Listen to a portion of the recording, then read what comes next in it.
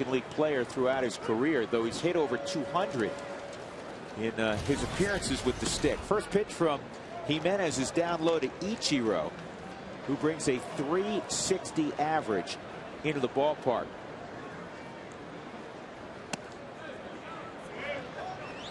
And the first two pitches miss. So it's 2-0 on Ichiro, who is always a challenge. This guy's a 200 hit machine, George. Still one of the most exciting players in the game. Hard shot right at Helton, and Todd was going to flip it to Jimenez. That wouldn't have worked because Ichiro was going to get to the bag before Ubaldo. So Todd had to kick in the old Tennessee Volunteer legs and get to the bag. Now let's take a look at the scouting report on Ubaldo Jimenez tonight. You see the fastball, all the ranges and velocities that you'll see. The changeup work with it. I think it's important that he works his fastball, particularly in on the right-handers, away from the left-handers, and a wear in, the middle half in. So with one out, Russell Branyan will come up. You know, it's funny, George, you look at this lineup. Branyan is, you know, more typically a 4 or 5 hole guy because he can leave the yard. But to Wakamatsu's way of thinking, because he's hitting 317 now, you see the 14 bombs. He wants to get him extra AB, so he puts him right there in the 2 hole. Well, why not? If the top of the order's got to produce everything, then let it go. And let's see what he can do with it. And obviously he's responded with the long ball. 14 home runs, 29 RBIs. The last fastball, 98 on the board here at the ballpark. And Russell Branyan this season, I mean, it doesn't lie what he has done, although it's kind of glaring. Obviously, not a lot of at bats in the 6 hole, 643. Now, don't be misled. I mean, Russell will still strike out. I mean, he struck out 57 times, but when he puts it in play, he's generally going to reach. Here's the 1-2 on Branyan, and his ball is crushed to right center field. He can do that. 1-0 Seattle. He hit a home run yesterday that some say in Baltimore is still traveling.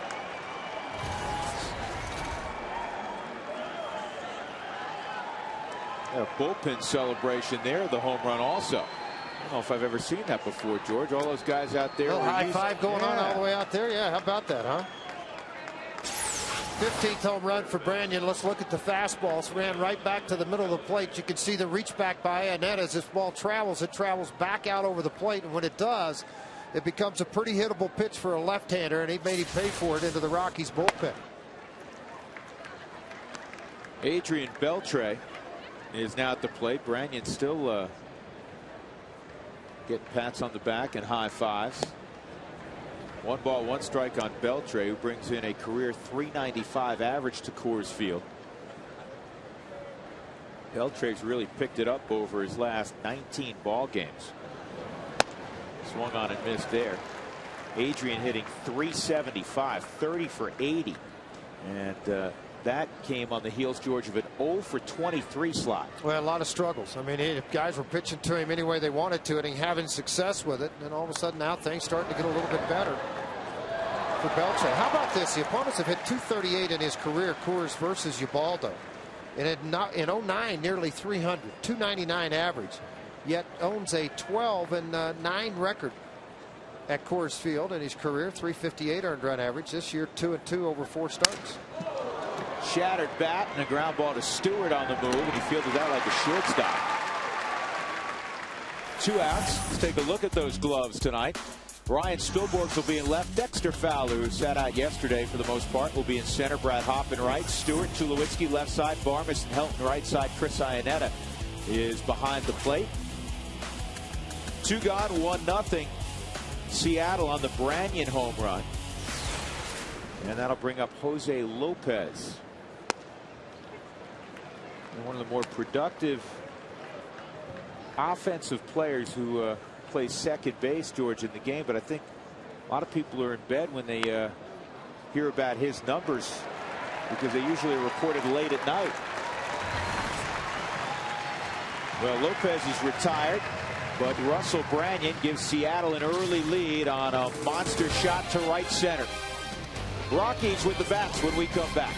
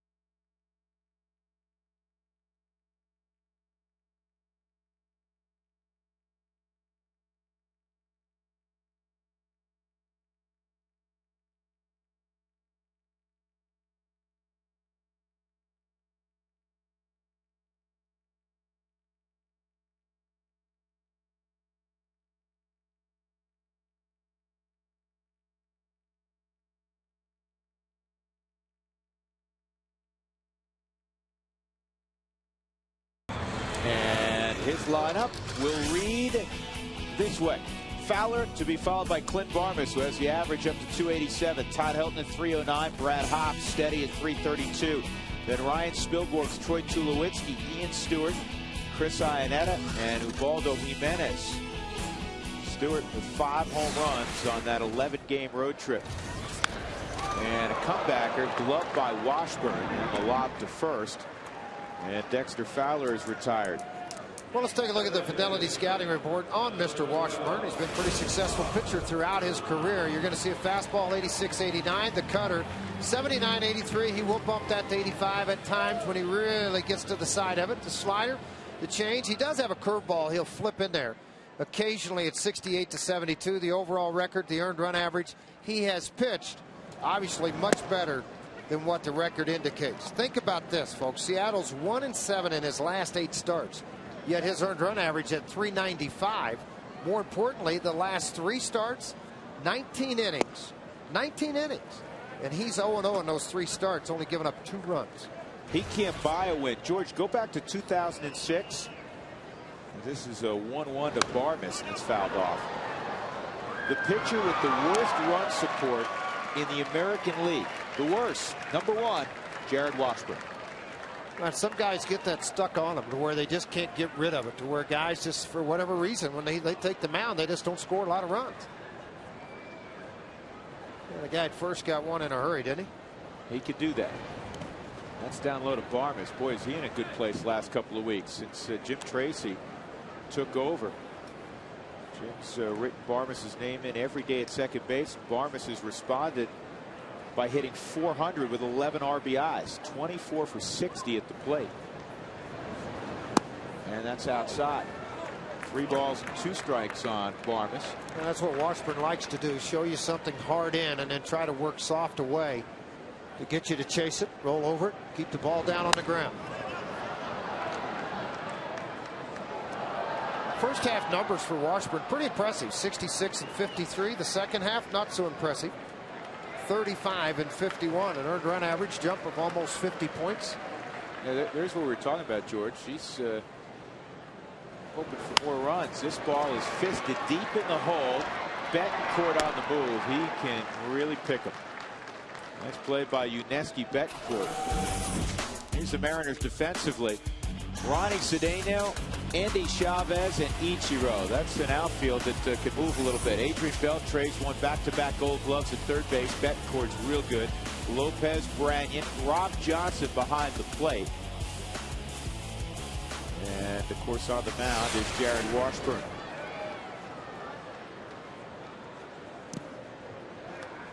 Jojima is hurt. And they've had to rotate catchers back there. Rob Johnson getting the opportunity to start tonight. He's been banged up. This is his first time on the field in a week. And it's signed out of the University of Houston after a couple of years of junior college. So 4th or 5th round draft pick by Seattle. With all the injuries, getting opportunities. And this is bounced up the middle. Lopez should have an easy play. Double clutches and then throws to Branyan. So a good start for Washburn. He gets 3 groundouts. 1-0 on the home run by Russell Branyan.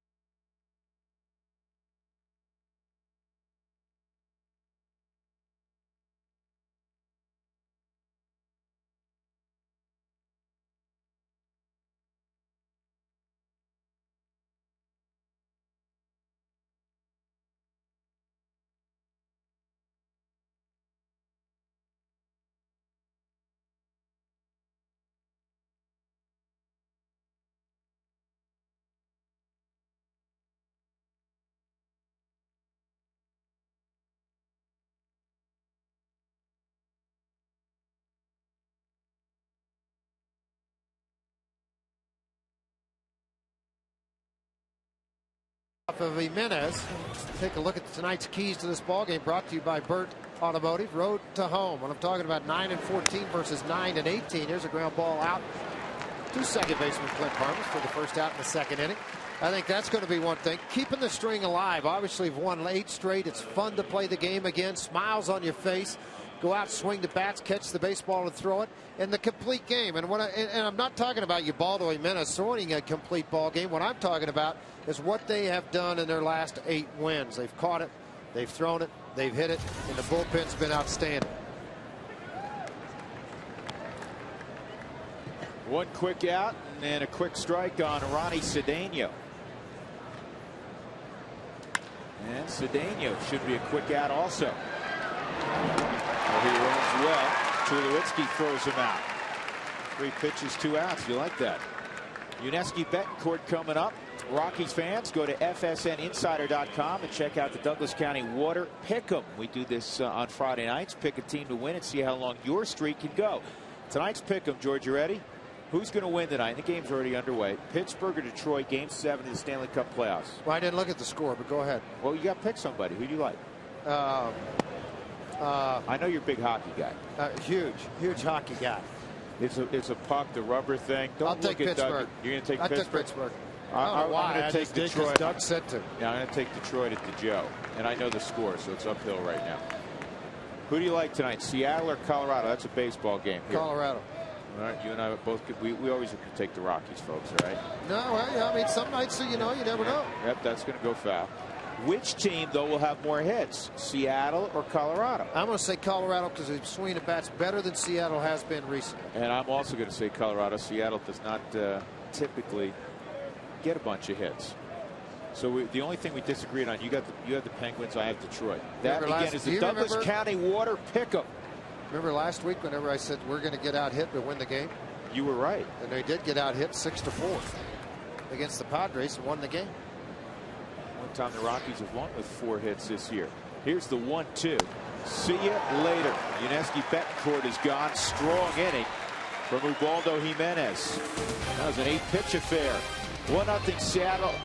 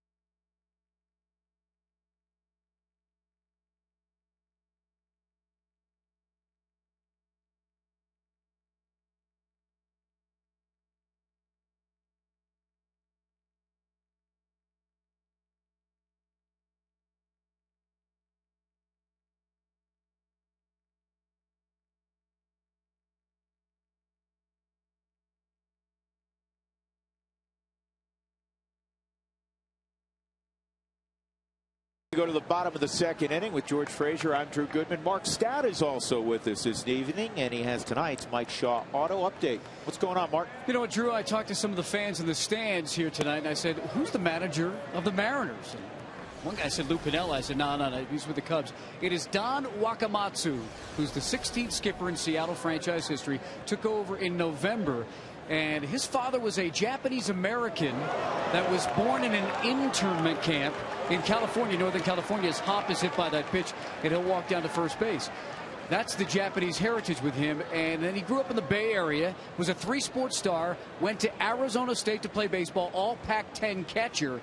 And he was on a team with, Barry Bonds, I think you know that name, Odabe McDowell, Alvin Davis, Mike Devereaux.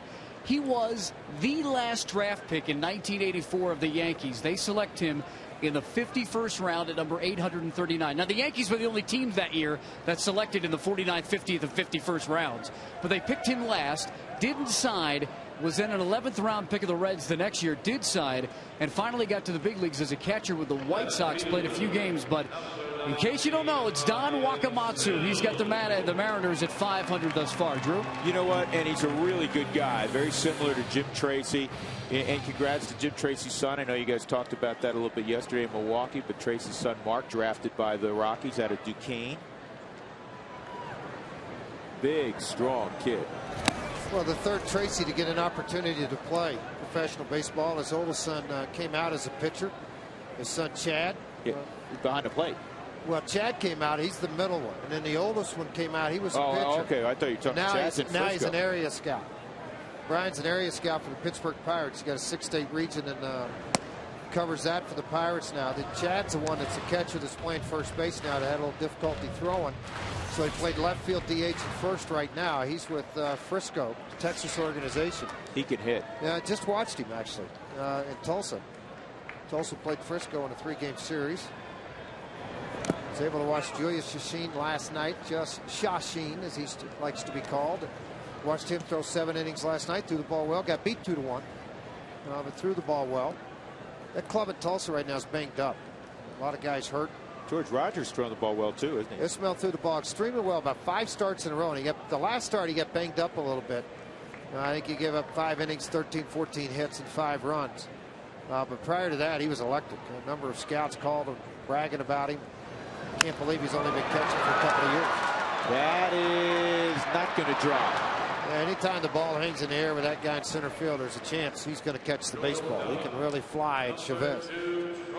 1 out, 1 on. Troy Tulowitzki coming up. Fans feed your Rockies fever at Taco Bell. If the Rockies score 7 or more runs during any game, go to participating Colorado Taco Bell locations the next day between 4 and 6 in the afternoon. Get 4 tacos for $1 with the purchase of a drink. So Tulowitzki steps in over his last 4 ball games, 8 for 17, including a couple of home runs. And he takes strike 1 on the corner. Bruce Dreckman's behind home plate. We haven't identified our umpiring crew tonight. Paul Emmel is at first as we look at Tulo's numbers. Gary Darling at second base, the crew chief, and Bill Hans at third.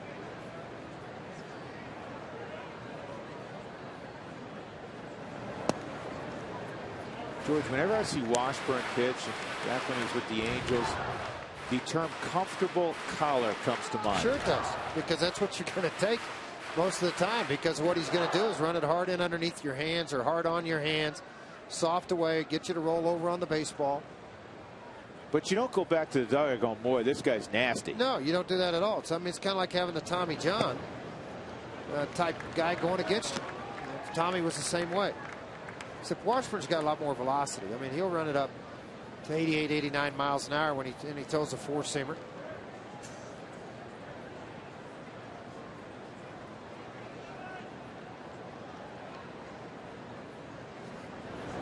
That's fouled off. Jared Washburn got his first big league win 11 years ago. So he's been around a while now. No, he doesn't walk people. He's only given up 18 walks in 71 2/3 innings. He doesn't beat himself with that. Averages 6 strikeouts per 9 innings. He'll be one of those guys as a free agent at the end of this year. He signed through 09 with Seattle, or 010, excuse me, 09. That he'll be one of those guys kind of under the radar that a lot of teams will want as a very quality 4th or 5th starter, particularly teams that have the big offense. Yep. League's hitting just .247 against him this year.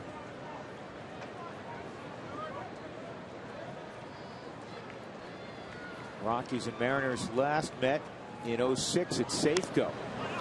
It's just fouled off. Well, to kind of put into perspective of what's happened in the last 9 years, 10 years of baseball with Washburn, and where he is among some of the best left-handers in the game.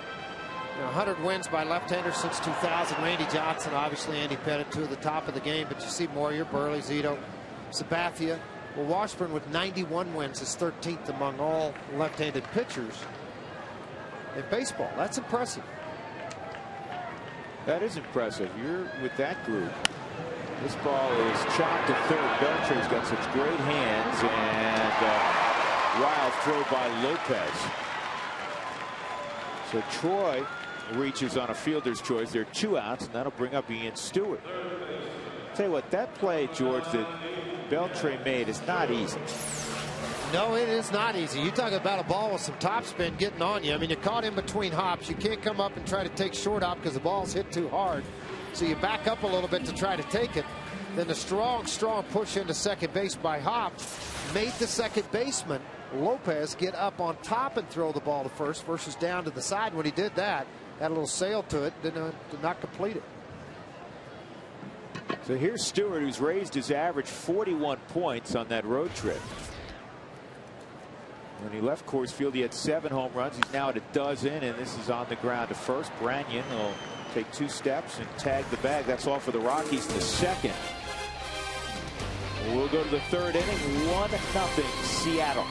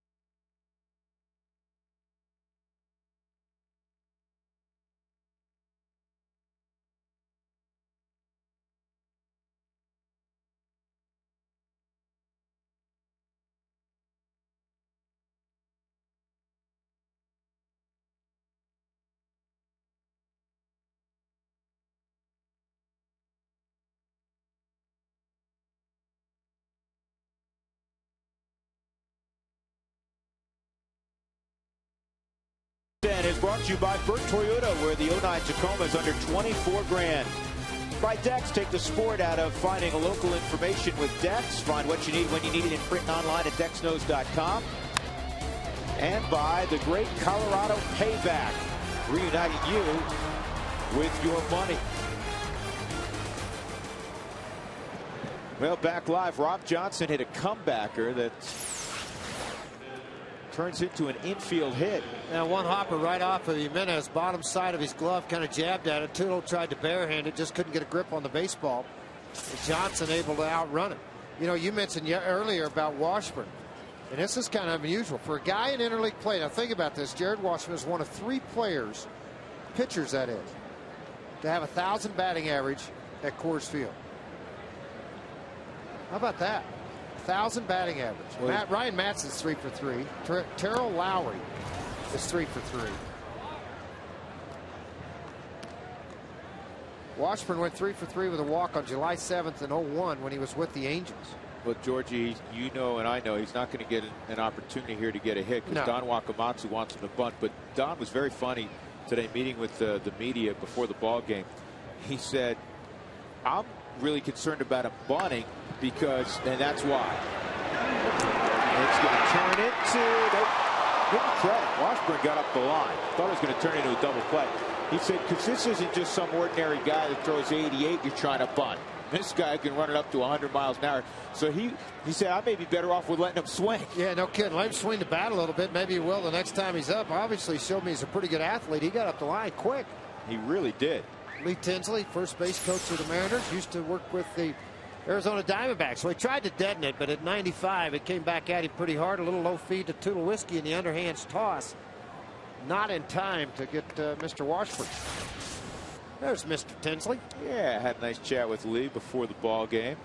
He keeps track with, obviously, of Arizona as well. Very close with Chip Hale and many members of that staff.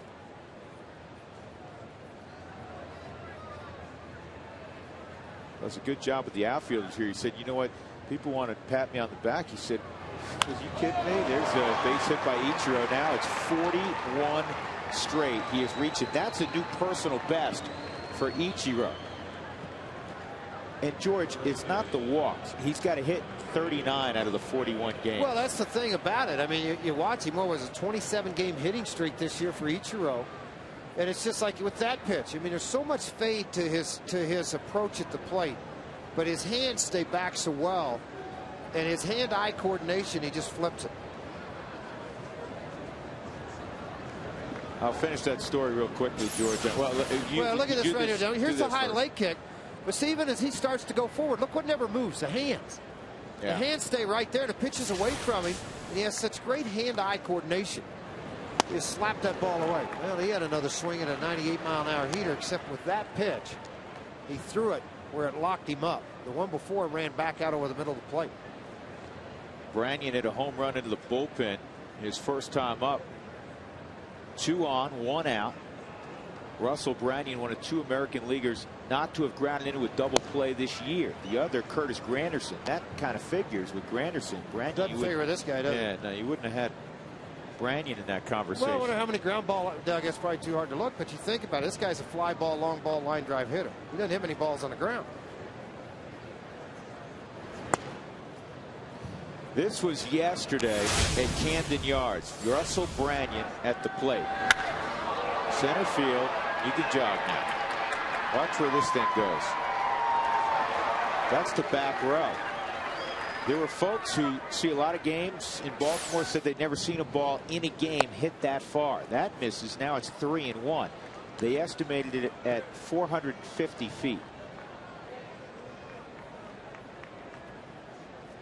Just to finish that thought on Lee Tinsley, everybody patting him on the back because they have a very fast outfield. He goes, how hard is it to be an outfield instructor when you have Ichiro, normally Franklin Gutierrez, Endy Chavez?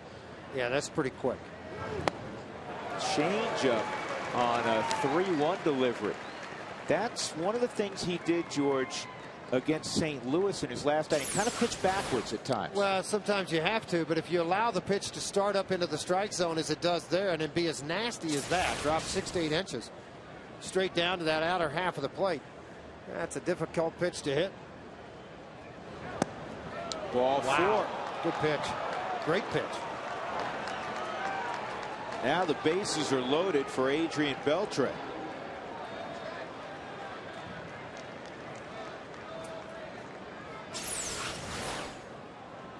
Well, you see this ball here. Maybe it is off on the inside part of the plate because you can look down. Look at Bruce Dreckman. I mean, he's staying right on top of this pitch. And it is off the plate and a good pitch. But from the angle you see out of home plate, out of center field, looked like a pretty good pitch. And now you got to buckle down. 1 out, the bases full of Mariners. And they've been outstanding this year for being a poor offensive team. They have hit well with the bases loaded. Beltre takes low, ball 1.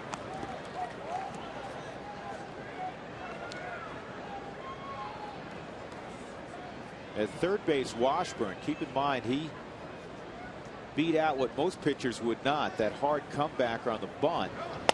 So instead of a double play, he reached, and that may turn out to be very big in this inning. Big, absolutely. Hustled his way into extending the inning, and the pitch count on Jimenez, who it only took him 8 pitches. Think about that, 8 pitches to get through the second inning. Now that counts all the way up to 34. There's a strike called on a heater down low. By the way, with Russell Branyan, you think about this. It's almost 2.5 the difference between ground ball, fly ball. He's a different player. He knows he's going to be out there every day at first base. He knows he's going to get his 4 ABs. Here's the 2-1, and it's fouled off. 2-2. We have Lopez on deck. Beltre's average at 258, but he has really come on the last 3 weeks, and he has 7 grand slams in his career. Get rid of that graphic. Get that off the screen. Well, their ball clubs hit 412 with the bases loaded. Think about that. Yeah, that's what I was alluding to. I mean, not a good offensive team, but they've stepped up. Good block there by Iannetta. Now they've gone as far as they can go.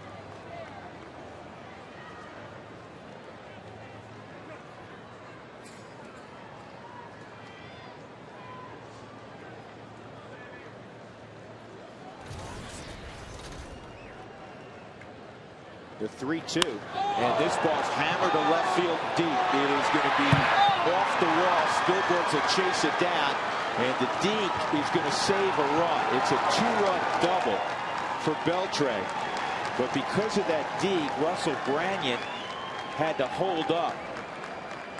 That was well done by Spielbergs. Yeah, let me ask 3-0 Seattle. Drew, let me ask you a question.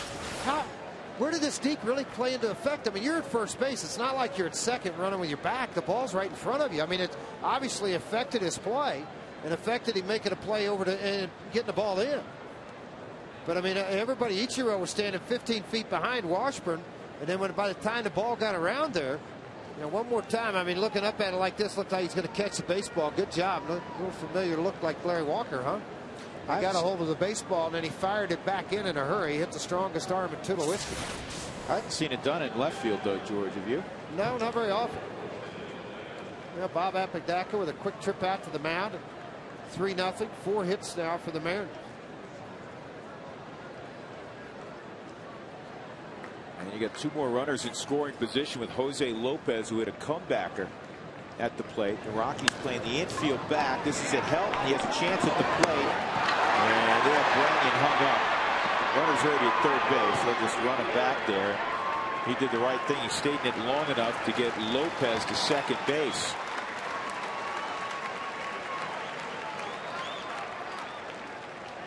So it works as a fielder's choice. 3-2. And Andy Chavez will come up.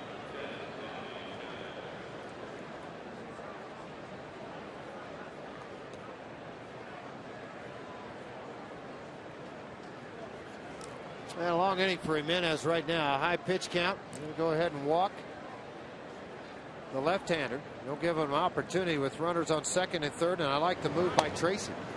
Take the bat out of the hand of Chavez, put him at first base, and then go right after Cedeno, who has struggled this year, quite honestly. Hitting 147. Yeah, you know what? I'd always go after the 147 guy as opposed to the guy that's. It works a little better. I don't know what happens. 25 points higher. Yeah, I don't understand it. It always works a little better that way. There's a reason that number is what it is. And of course, you got the right on right factor to throw in as well. Windshield chipped or cracked, don't wait. Call Colorado's #1 team, Elite Safelite Auto Glass, 303-287-5000, or visit safelight.com.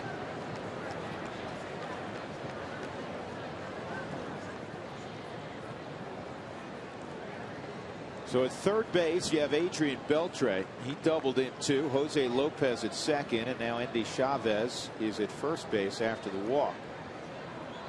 Cedeno hit the ball on the ground to short his first time.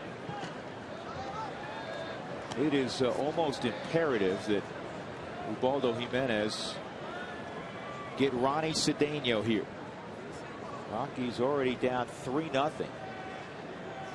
They've been out hit 4-love. Just 9-14 so far at Coors Field. And with that recent run, that great run, an all-time run for the Rockies, tying their best road run ever of 8 straight wins. They're now 19-18, George, away from Coors Field. Well, and that's what's surprising with that 9-14 here and then 19-18 out on the road.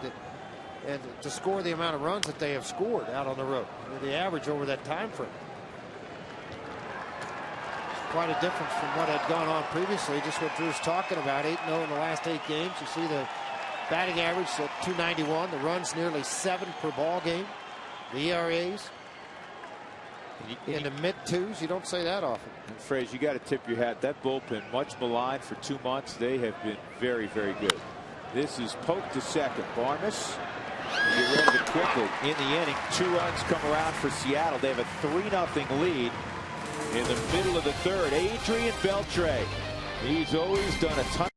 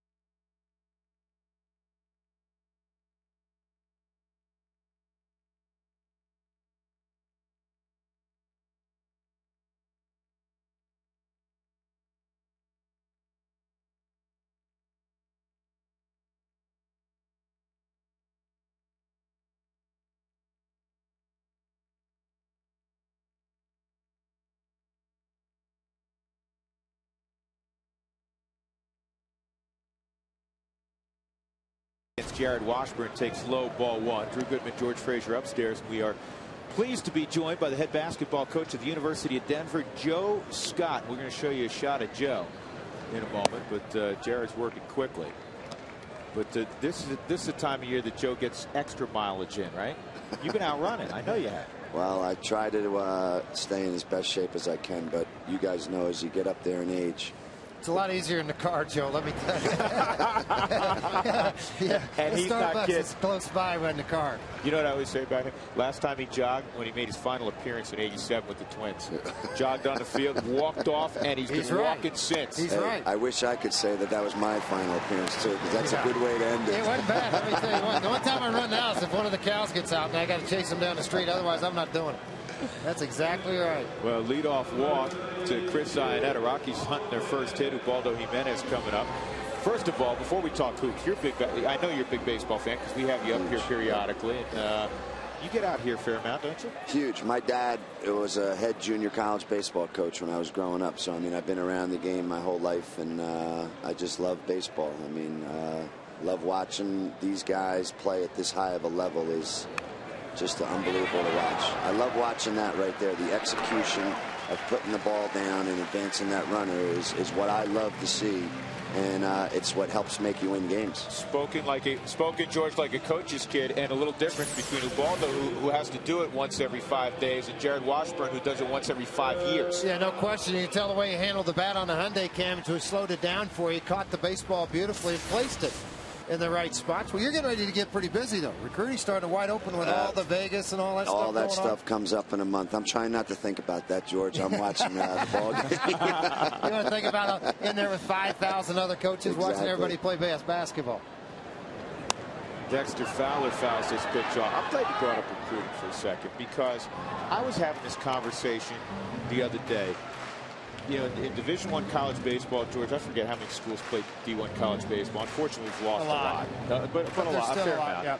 Football, we have, I think, 119 playing Division. Is it 120 now? Yep. Playing Division I college football. In hoops, it's 345. 345, which means you guys are all, you know, in the back alleys, in the farms, and trying to find. I mean, that's a lot of rosters that have to be filled. That's a pretty good pitch. And Lopez will take that. 2 outs. Well, what happens is there's 345 schools. They all have full scholarships. What it really means is how competitive of a world college basketball is. So for us at the University of Denver, you have to make a huge commitment. You have to have a way to compete. You have to have a way to go out and get those kinds of players that are going to help your team win, because you're competing against everybody. There's nothing but good coaches and good players across the landscape, and it's that large of a number. So it's a great situation to be in, but you really have to work hard and have a plan and a vision, and that's why I'm really excited what we're doing at Denver, because, you know, we have that and we have a great administration. And how gratifying is it whenever all the other coaches, you play somebody and they go, Joe, where'd you get this guy? Where did he come from? I didn't see him anywhere all summer long. I haven't heard anything about him in the fall. And I was like, where did you get him? That's fun when you find that one. It's fun, and it's when you develop guys like that, too, that 4 years later they're saying, wow, how'd that guy get to be so good? And that's why you do have a chance to be successful. Clint Barmas at the plate, 2-0 count with 2 outs, trying to knock in Ionetta. Well, you got a kid that grew up right down the street that's a heck of a player, and I've seen him play a bunch. I've seen you work your kids out, and that's fun. I mean, if you're a coach and you want to see it done the right way, watch Joe Scott run a practice. But Nate Ronert's the Colorado kid, and he plays the game the way it ought to be played. He's a terrific kid. He's improved like you can't believe over the last 2 years. He's a 6'5" point guard now. He doesn't have, he's not typecast. He can score inside. He can score outside. He's a terrific passer. He presents tons of matchup problems for opposing teams. And what that does is give us as coaches the ability to come up with some new things to make our team grow even more. And we have a couple other guys like Rob Lewis, a 6'8" guy who can shoot threes, handle the ball. We're developing those kinds of guys, and it's just fun to see these guys get better over the course of their 4 years, and we're fortunate to have guys like that. Here's the 3-1 to Barmas, and it's fouled off. What was fun for me to watch, is I'm a few minutes down the road from you, is, Joe, last year you started slow, and all of a sudden you guys came on like gangbusters. You finished in the Sun Belt 9-9, which from where you started, and you're almost at 500, I think 15-16 at the end of the regular season. From where you started, you made not just, you know, baby steps in improvement. You made some leaps. Definitely. I think you know, we planned it that way. We didn't plan to start out 1-6. We planned a tough schedule. We went 15-10 down in our last 25 with the youngest team in all of America. We were the youngest Division I program in America. So to go 15-10. That shows how much those guys grew up and improved, and they're all coming back next year. So we're in very good shape, and we're adding a very good incoming freshman class. So you can't always stay with, hey, we got everybody back. You always have to add new blood, and I really like the new blood we have coming in. It's going to really gel with the guys we have coming back. So I think we're well positioned as we head into year 3. 2 on, 2 outs. Helton at the plate. He's a guy, you know what, they never use up his eligibility. He always comes back. With Helton. Yeah, it's true. I wish I could have guys for, you know, 12, 13 years. Especially an athlete like him. Yeah, and they all average 30, right? Exactly. Yeah, all double guys. Everybody said. You know, you talked about your point guard at 6'5". That's going to be a huge asset. Because you walk out on the floor and they're going, okay, I got a 5'11" guy guarding me. Okay, we're going down here, buddy. Come on. We're going to eat you alive. That's what we do. And we try to develop guys like that to take advantage of certain things so that they have to figure out how to play against us. This ball is ripped to right. It's going to get down. Chris Ionetta around third. He's coming home. The throw is cut off. And Todd Helton, as he has done for a dozen years, comes through. And the Rockies are on the board. That's the first Colorado hit. 3-1. Well, another look at it. It looks like a slider. He kind of worked around to the side of it. And you do that at Coors Field, you're not going to get as much sharp break out of it as staying on top of the baseball and really having to pull with the fingers. And then he hits that humpback liner. I thought with Ichiro's speed, he may come try to get the baseball.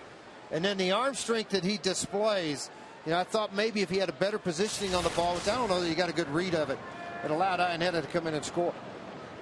Because ordinarily, Joe, as you know, Ichiro has one of the great arms in the game.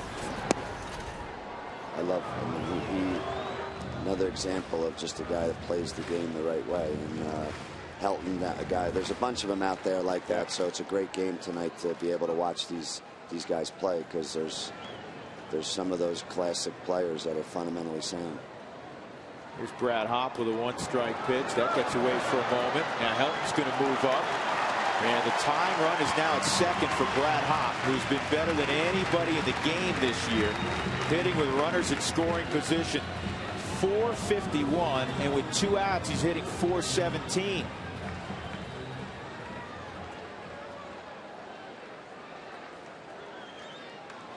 It's going to be a pass ball on Rob Johnson, allowing Helton to move up.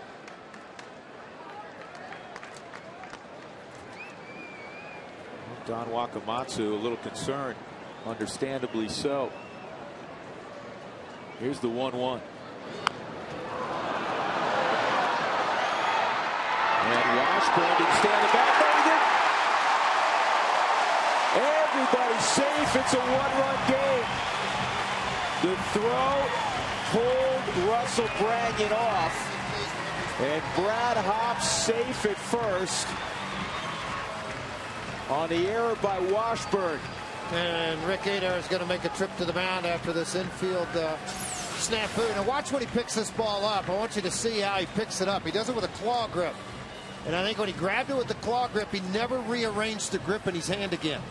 So he's having the baseball. Look out again. See, he's going to jam it down into the ground. And so he's throwing it like he's got a palm ball. And when you do that, you're not going to have as much control, particularly when you try to throw it hard. And then you can see the leg just pop up off of it as he caught the baseball. Hop ran hard up the line. The Hyundai Cam doesn't lie. Safe. Now all of a sudden you got a 3-2 ball game, and Spielberg's coming to the plate. That's when Coach Scott run out there and say his foot was on the line. See that? I mean, you could see there's a sneaker streak right there. I'd be standing on the sidelines ranting and raving. That's the beauty of Major League managers. They can go out. They can go out on the field. They go out there. That's not going to change the call, though, Drew. No, but you know it's good for the entertainment value, right? Yeah. Here's Spielborgs. Well, let me correct. You can go out there too. You're just not going to get to stay for very long. Exactly. You can go out there all you want. I'll be watching on TV real quick if I do that. You'll be back in the locker room in close seconds. Exactly. You're going, oh, that's great. Joe, we have a saying in television: you can say anything you want once. You go out on that court one time. This ball hit the center field. We got under it a little bit. Andy Chavez waiting for it to come down.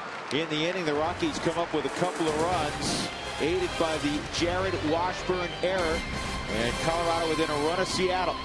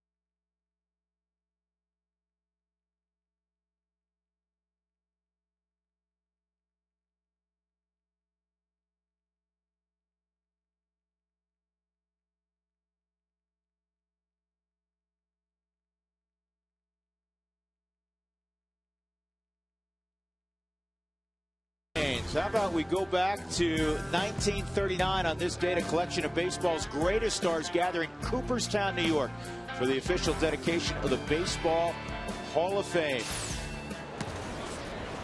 Yuniesky Betancourt leading off out of the 7-hole for Seattle. First pitch out of the strike zone. It's now a 3-2 ball game. George, I left Cooperstown, New York this morning. Yeah, your kids up there playing in that tournament. Great. At 3:30 in the morning Eastern time, which is 1:30 Denver time. And I appreciated the cup of coffee you had for Chris and I. For a guy that doesn't drink coffee, yeah, I'm sure. Yeah. Well, no, I was headed in myself. I enjoyed my week and a half off watching my daughter Georgia. And congrats again to Georgia. Yeah, it's pumped up. She won Miss Oklahoma's Outstanding Teen. You know, you were. So I've gone from jock straps and chasing AAU tournaments and baseball fields to pageant queens and gowns and all those things. You've done the gamut. Yeah. Joe Scott is with us, the head basketball coach, of course, at the University of Denver. Betancourt at first, Rob Johnson at the plate. Johnson an infield hit his first time up, but you know, George, you were in Tulsa, obviously, at the pageant, right? And I congratulated Georgia on winning Miss Teen Oklahoma, which is wonderful. And she's been a finalist in the past four times. I mean, she's been right there before, and this time she won it, which is just awesome. And I'll repeat what I said that night, because you can imagine. Thank goodness that she gets her looks, her talent, and her personality from Kay. You're not kidding. Well, it's not just looks, because that's the cliche line. Right, but it's everything. Right. It's all encompassing. This ball in the air to left center field. Long run for Spilborghs, and he's not going to get there. And this is now going to score a run as Betancourt's going to come all the way around on a fly ball double by Rob Johnson. Now it's a fly ball that went 400+ feet. He kind of one-handed it out there. Well, I think that's what fooled Spilborghs. You watch the route that he took into the outfield. I think he'd tell you that he was fooled by the swing of Johnson, that ball actually went that far. You're going to see on the Hyundai cam, it looks like it's another breaking ball down and away from him, but he had the extension. He's a pretty strong kid. But see, Spilborghs came here and then went back in this angle. By that time, he wasn't going to catch up to it. One of the deepest parts here at Coors Field. And allowed the run to come around and score. Not Jared Washburn, no bunt. They said the bunt's off. You're going to swing away. After all, you're a 1,000 hitter here at Coors Field. A couple of factors come into this, too. You've got a very good first baseman, Todd Helton. Not a very good bunter. You don't want to get the lead runner tossed as soon as the ball gets onto the ground and end up with Washburn at first, although it worked out the last inning for him.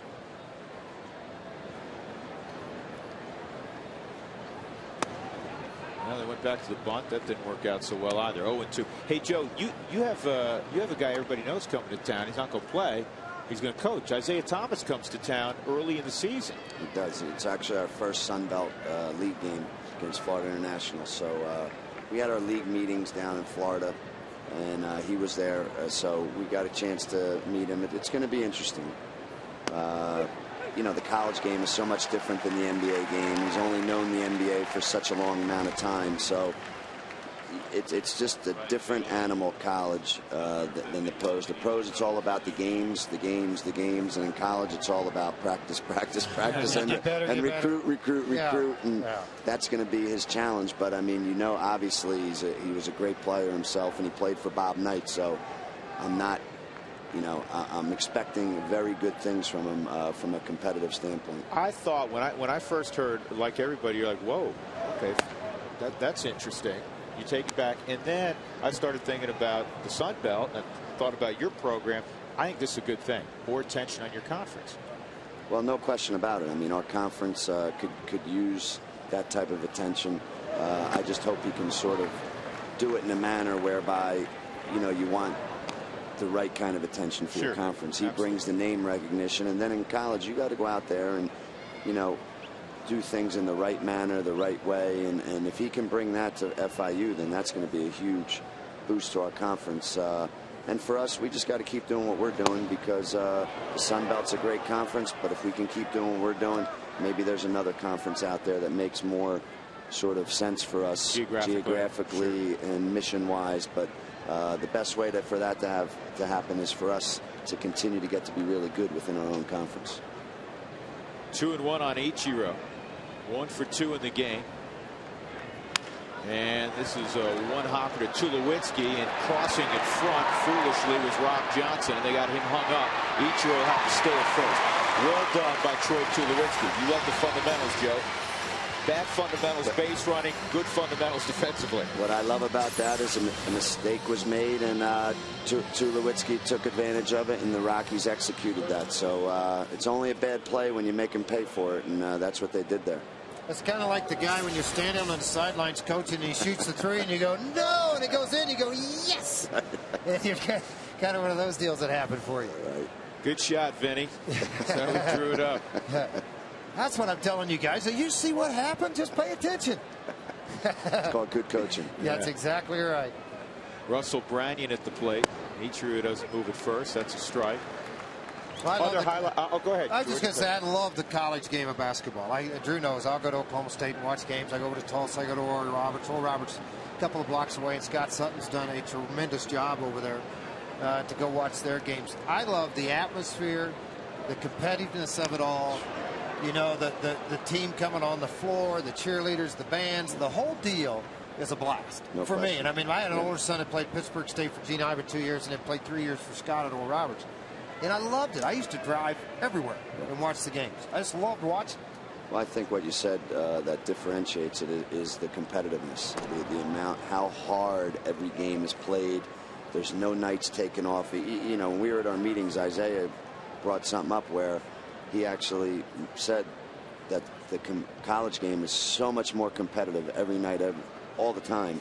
The pro game is unbelievably competitive at certain times. The last 6 minutes of the game. And obviously now this time of year, you know, when you're watching the NBA Finals. In college, it's every night, doesn't matter who's playing who. The games are played so hard, and that's why it's the hardest thing for a high school kid to get used to is how hard the play is. Well, from practice to the games, how hard you have to play. And I think, too, for them to get used to playing 32 or 29 minutes out of a 32-minute high school game to playing 28 minutes of hard basketball in 40 minutes. Right, and if you play, they just don't realize for that. me, it's called 40 out of 40. We're having that kind of mentality to be able to play like that. But they don't realize, you know, the shot clock that's not in high school, then it's in college basketball, and the muscle that you're guarding, whether it's a point guard or whether it's the five, you're guarding the strong guys, and it wears you down. If you're not in shape and you're not out there and you're motoring running 100 miles an hour, you're not going to be successful. That's pretty good play, but you know what? He can still move his feet a little bit. He can slide step for it. It looks to me like he might have been running the option there, Joe. He does that once in a while. Hey, Joe, it's great to see you as always. Good luck on the recruiting trail. Best of luck to your program this year, and we'll be out to watch. I'm going to drag George when he's in.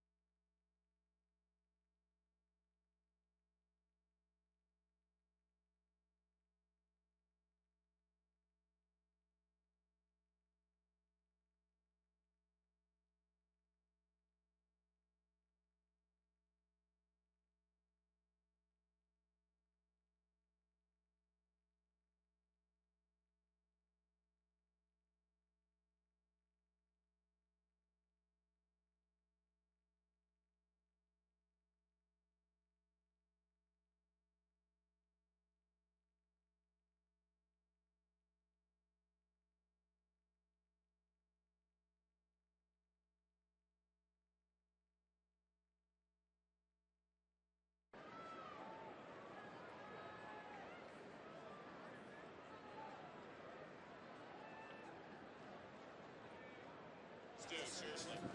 Anytime. Okay.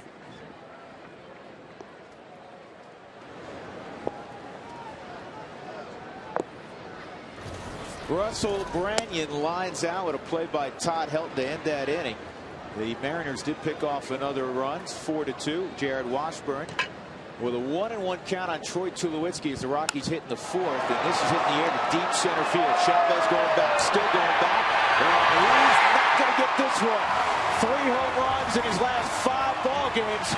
Troy Tulowitzki, and it's a 4-3 affair. His second time through, George, they're starting to figure out Washburn a little bit. And everything's starting to come up a little bit into the strike zone, too, and they're sitting back on it, not allow that front side to get jammed by that inside pitch. See this opening up right there with his front side. Allowed him to get the bad hit through quicker on a ball a little bit up in the strike zone. Continued to carry out over the center field fence. Tried to time it. Chavez was thinking about it. Going to catch that one. And this is hit the shallow center. Chavez gets there, and Stewart's retired. I know Stewart's 0 for 2, George, but how about the change in aggressiveness? He's seen 2 pitches tonight. Well, that's one of the biggest knocks early on in the season, when he was taking too many good strikes to hit. Now all of a sudden he's starting to swing it again, and the results are starting to happen for him. So 1 out. A run already in on Tulowitzki's 8th of the year, and Chris Ionnet will step up. Chris has 8 home runs. And he stayed off that pitch, and it's out of the strike zone. Again, a big thanks to Joe Scott. I really enjoy visiting with Joe, head basketball coach at the University of Denver. And he is a guy that is very stern. He is very fair. And to me, he's a perfect fit at an outstanding academic institution like a University of Denver. They run the Princeton offense. He had great success with it at the Air Force Academy. He's going to recruit great kids, and they're going to be fun to watch. And he gives his team, George, and you follow hoops left and right. He gives his team a chance to win every night, even if they may be out talented. But why? Because they rebound and they play defense. Yep. They do the 2 basic things in basketball that I think are the 2 keys to winning basketball, is rebounding and playing defense. And if I keep you close enough, I'm a good enough coach, and my athletes are in good enough shape, I'm going to beat you those last 2 minutes of a game. Here's the 2-2 on Ionetta. And Chris fouls it off. Washburn's one of those guys, from a hitter standpoint, they don't like facing this kind of guy, because they say he thumps it up there, and you never get anything straight. Anything, here it comes, rear back. Below the hitting speed. I mean, that's where he works it. And everything's either going left or right or down. There's never anything coming straight down the street. Well, that's straight down the street to center field. So Chris Ionetta reaches. He's 1 for 1 in a walk. That'll bring up Jimenez as the Rockies will flip the lineup over here in a 1-run ball game. Time for our Affleck trivia question on a Friday night at Coors Field. Who are the 5 players in Major League history with back-to-back 50 home run seasons?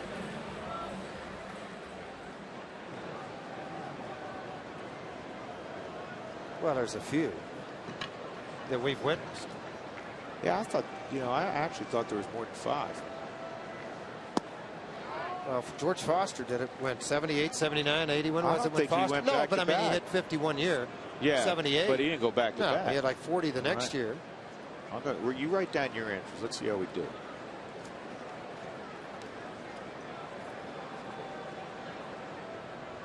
Ubaldo trying to get down his second sack bump. That's going to go foul.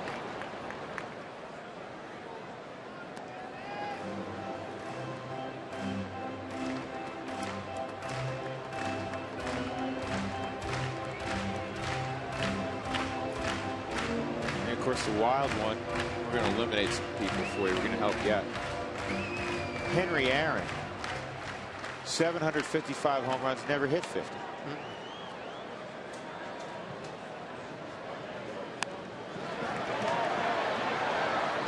And Branyan fields it, tags out Ubaldo, and Ubaldo does his job.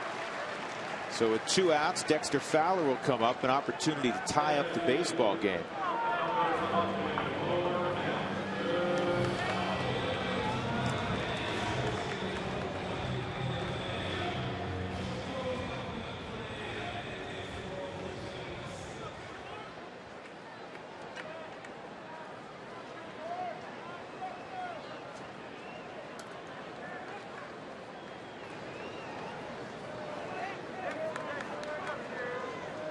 All right, George, I have my 5.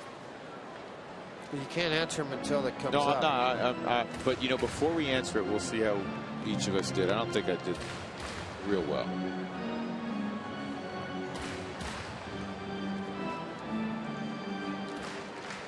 Rockies spotted Seattle a 3-0 lead. It's now a 4-3 ball game as the Rockies continue to hit in the fourth. See what Dexter's learned his first 2 times. Comebacker. And then he got sawed off and hit a little flare, grabbed by Lopez, the second baseman. Let me tell you about the Coca-Cola value packs. You know all about them. There's 4 tickets, 4 hot dogs, 4 Cokes, parking, all for $49. They're all available on the June 17th game and Father's Day, June 21st. So don't miss out. You buy your Coca-Cola pack by calling 1-800-388-ROCK or just go online to ColoradoRockies.com. 2-1 on Fowler. He showed 90 on the board in it. Hardest fastball he's thrown in the ball game. He's set most of the night, 84 to 87. That at 90 on the in-house gun.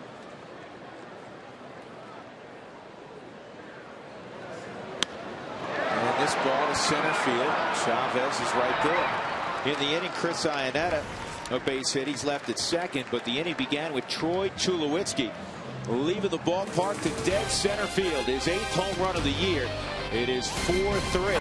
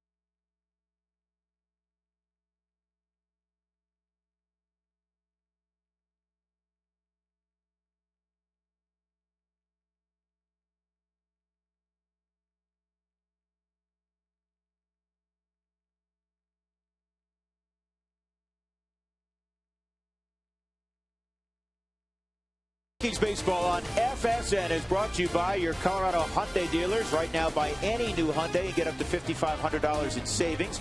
America's best warranty in the Hyundai Assurance Plan. By Geico, 15 minutes could save you 15% or more on car insurance. Visit us at geico.com or call 1-800-947-AUTO. And by Comcast Digital Home Phone Service, warm up to unlimited local and long distance. Call 1-800-COMCAST. Drew Goodman, George Frazier, Mark Stout from 20th and Blake. Rockies trailing 4-3. Jimenez with a hard sinker on the outside corner. It's 0-1 on Adrian Beltre. Beltre, Lopez, Chavez, 3, 4, and 5 in the Seattle lineup. 14 teams, Frazier, in the American League. They're 14th in runs scored. Amazing, isn't it? To be 30-30, 4.5 back in their division in the West, where the Texas Rangers have played great baseball, pitched much better. They've had that offense for a while. And, of course, the Angels starting to play a little better baseball.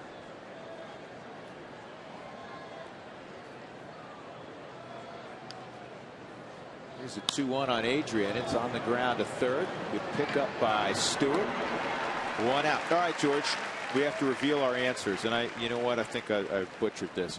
Here's the Affleck trivia question one more time. Looking for the 5 players in big league history to have back-to-back 50 home run seasons. Now, there's some guys on there I guarantee you put down, probably like me, and then said, wait a second. Like Barry Bonds, he's not on there. When he hit 73 the next year, they didn't pitch to him. He hit like 46. So who'd you put down, Well, George? I put McGuire was one of them. I had McGuire. All right, and I put down Ken Griffey Jr. I forgot about that. And I had Sosa, Sammy. I had Sammy. Because he had 60 for like 3 out of 4 years or something. The only 2 I had right were, no, I had 3 right. I had Ruth, Sosa, and McGuire. Yeah, see, and I didn't have Rodriguez. I didn't think about it. And I was trying to think of Babe Ruth and all the rest of those guys. Did you have 2 others? I didn't think about it. And I was trying to think of Babe Ruth and all the rest of those guys. And I didn't think about it. And I was trying to think of Babe Ruth and all the rest of those guys. Did you have 2 others? You know, I wrote down Maris. He hit 61 one year, but I thought, well, maybe he hit some early in that, but he didn't. You know who I wrote down? I was wrong. Jimmy Fox and Hank Greenberg. Hank Greenberg hit 58 one year. Still pretty good guesses. I figure I'm going to go with some Hall of Famers. Smart move. Yeah. 2 outs. Andy Chavez coming up. I really enjoyed listening to Coach talk, and you could just see the gleam in his eye, the love of the game of basketball, and what he's trying to accomplish here at TU, and what he wants to accomplish with this ball club, how good they're going to end up getting. And I think that's one of the situations that, you know, people don't realize. They're married, they have families, but they're married to the game of basketball, and they have about 15 little kids running around. Yeah. This is going to land in front of Dexter Fowler, so Chavez a 2-out hit. I like when I've heard Joe talk to parents before kids, you know, my age kids, George, and he said, hey, listen, he said, you know, make sure it's fun, really make sure it's fun. He said, because he makes an analogy. He said, would you try and win the lottery? There's no way to practice to win the lottery, right? You either win the lottery, you buy a ticket, you win, or you don't. Well, trying to win an athletic scholarship is very, very difficult. No, it's the hardest thing to do. Let them have fun. Don't expect that your kid's going to be a scholarship athlete. It's almost a needle in a haystack. Yeah, well, and you know the other side of this too. I think too many parents get hung up on the fact, oh, they've got to go play a Division I or they're not any good, or they have. There's a lot of great Division II schools, Division III schools where you get great education, play the game. 9 out of 10 of those guys aren't going to play in the NBA anyway. They're not going to go overseas and play. Enjoy the game when you go and play at a college. Do you want to be the last guy sitting on the bench that everybody's chanting to get in just because you're playing at a D1 school, or would you rather be someplace at a Division II or a lower Division I school and be a guy that's getting 15, 20 minutes a game and enjoying what you're doing and feeling really a big part of what's happening? I couldn't agree with you more. Ronnie Cedeno with a 1-1 count. This is in the air to right field. Brad Hopp drifting back, and he's got it. So Andy Chavez singles. He's left the board. Middle of 5. It's 4-3 Seattle. Barmes.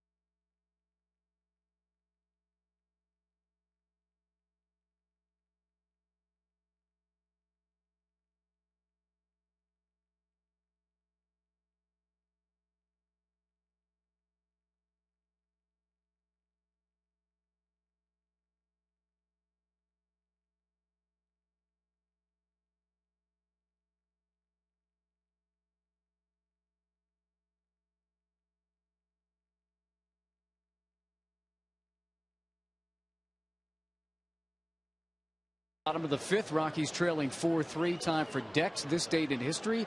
I want you to look down at the first base coach for the Rockies, Glenn Allen Hill, on this date in 1997, the first DH in the National League, because that's when interleague play started. He was on the Giants at that time. The Giants won the game in Texas 4-3. And I said to Glenn Allen Hill, what do you remember about the game? He said, just knew that I was getting 4 more at bats. He's mellow. He's like this all the time. And he did have a sac fly in that game that scored Jeff Kent. As this one is run down by Ichiro off the bat of Clint Barmes. So Glenn Allen Hill, I thought it was kind of cool. He wasn't real surprised about it. First DH in an interleague game for the Giants in the National League. Drew, George? You know what? I am a big advocate of interleague play. Began in 1997. I enjoy it. I enjoy seeing the teams from the American League. You know, Don Wakamatsu during his press conference today, half the questions were about the double switch, George. His writers want to know, hey, how are you going to handle it? Well, are you worried about it? Yeah, they never asked to know how to do it. Are you going to run out of players? Do you going to have enough players? Do you go to your bullpen early, late? What are you going to do? How are you going to handle it? I mean, there's a lot of things to cover when it comes to the National League. That's down low on Todd Helton, a ball and a strike. His bench coach is Ty Van Berkelio. Did I say that right? Berkelio? Of course, you got Alan Cockrell, hitting coach. Has worked the National League a long time in the Rocky organization. Ace is back in the dugout over there with the Seattle Mariners.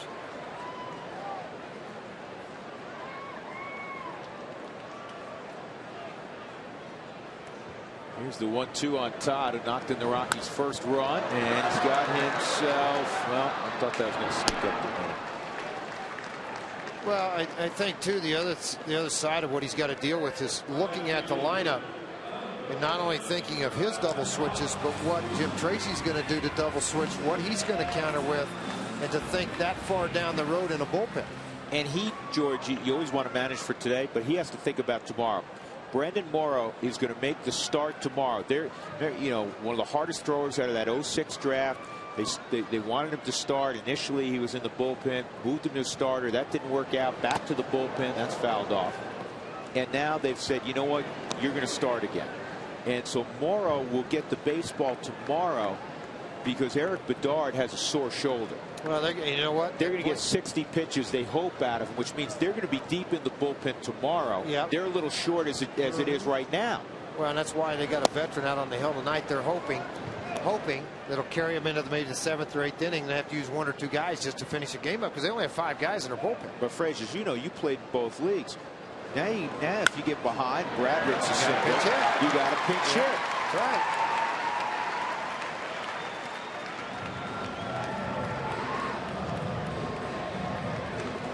Well, there's their bullpen, and you know normally there's a bunch of guys out there, George. I mean, guys are calling up buddies, say, "Hey, put a uni on. You come out here and hang out." Usually this side right here's got a whole bunch of guys in it, and then this down here in the little dugout that they have, that has a whole bunch of guys kind of stacked up. Right now, you got a couple of bullpen catchers and some other guys. See, these guys are napping. That's what we used to do. Just kidding. Ryan Spilborghs hit the ball to center field twice. That's inside. Spilly starting in back-to-back ball games for the first time since May 27th, 28th, and 29th. And Carlos Gonzalez is up. Yep. He's getting to play about 5 days a week. This ball on the ground is short. That's all for the Rockies in their half of the 5th inning. So we turn the page. Inning number 6 will begin with the Mariners ahead 4-3.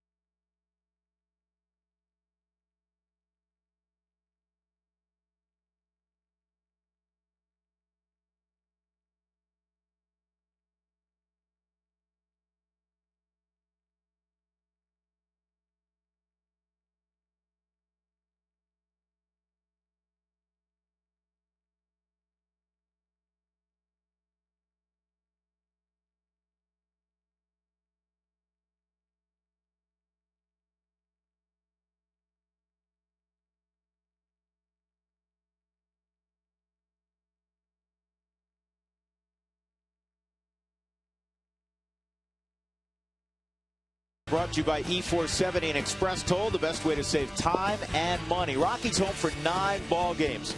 They played the most road games in the major leagues by 3. They have 3 with Seattle, off day Monday. Then Tampa comes to town. That'll be interesting. And then the Pirates are here before the Rockies head to Anaheim, George, to play the Angels. They'll also play the A's on that road trip, and then they go back inside the NOS, and they'll play the Dodgers. So they'll be on the left coast for a while when they head out again. Uneski Betancourt is 1 for 2. Quickly is behind 0-2.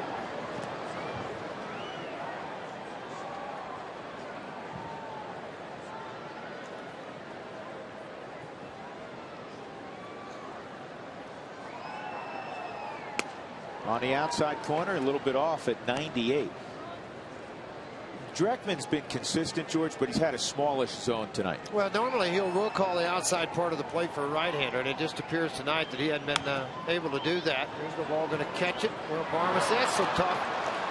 When you're trying to backhand a baseball going right over the top of the bag, you're thinking it's going to stay down on it. You know it's going to be a difficult play anyway.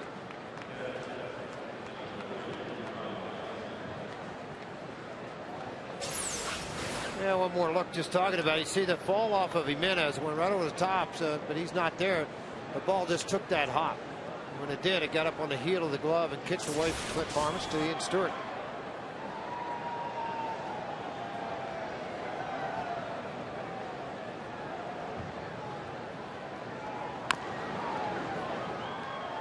Follow the Colorado Rockies on your iPhone and iPod Touch with MLB.com at BAT 2009. That's an awful lot, Drew. Featuring the play-by-play, real-time box scores and video highlights. Visit ColoradoRockies.com on your iPhone or iTouch to purchase.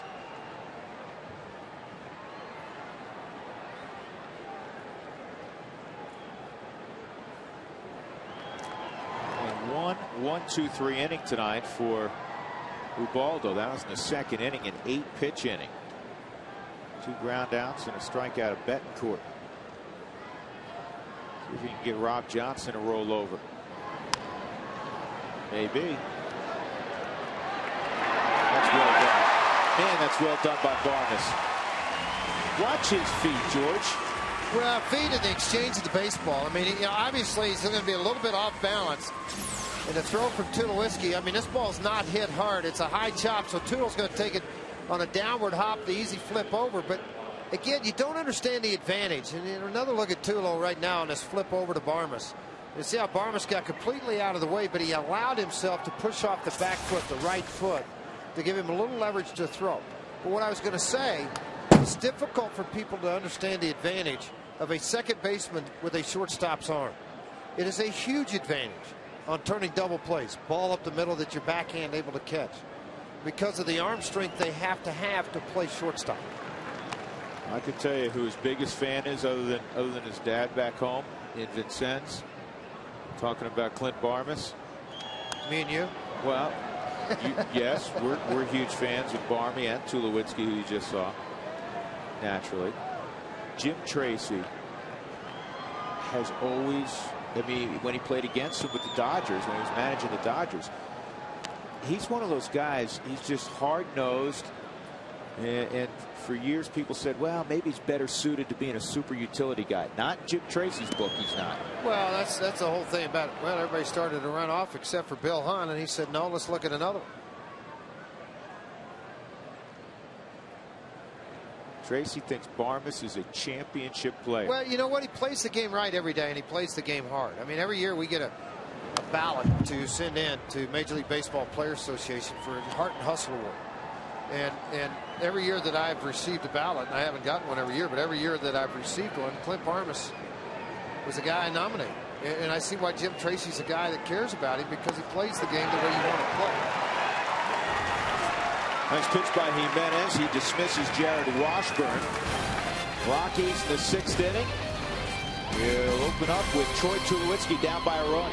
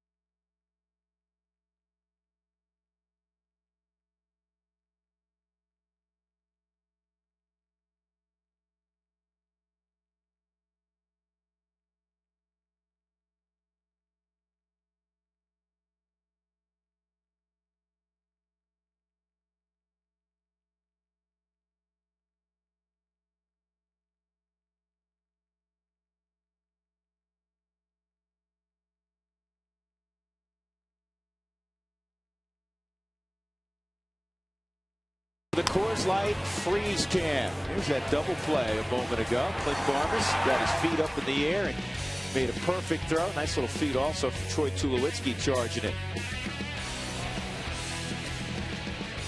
It's just clean baseball. He's breaking up too. Barmes clears himself. That was the Frostbrewed Coors Light freeze cam.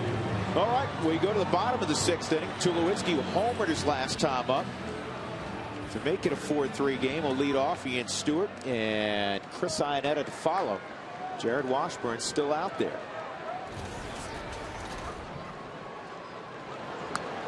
I'll tell you what, he was on that pitch. That was a fastball, George, left up in the zone that Washburn got away with. Similar to the one he deposited in the pond in center field. Most pitches thrown in a ball game. 6 innings against Texas, he threw 110. Talking about Washburn.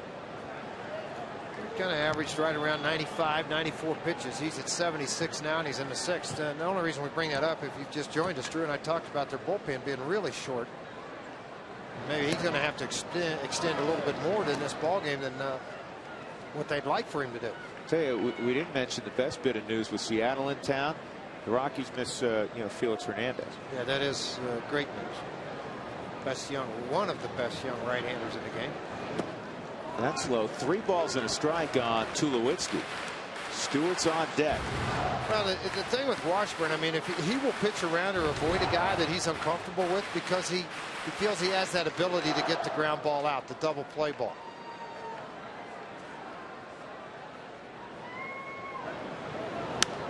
(3-1) popped up foul, and it's going to be out of play. The camera well over there. No play for Russell Branyan. Douglas County water pickup. Talked about this earlier. You go to FSNinsider.com. The 3 questions tonight: who would win Game 7 of the Stanley Cup Finals, Detroit or Pittsburgh? And who would win this game, and who would have more hits? Ball 4. George and I both picked the Rockies to win, the Rockies to have more hits. George, being the hockey expert that he is, took the Penguins. I had to whisper in his ear that it's the Penguins, the team in Pittsburgh. Well, I had help. Dougie told me to take it. Right. Well, they're already up 2-0 at that point. No, it was 1-0. Was it 1-0? 1-0. Well, guess what? In Detroit at the Joe, Stanley Cup champions 2009, Sid the Kid and the Pittsburgh Penguins. Well, Thomas Harding right now is doing backflips. Yeah, he stopped writing about this game. Thomas Harding, MLB.com writer covers the Colorado Rockies, does a wonderful job. Huge Pittsburgh fan.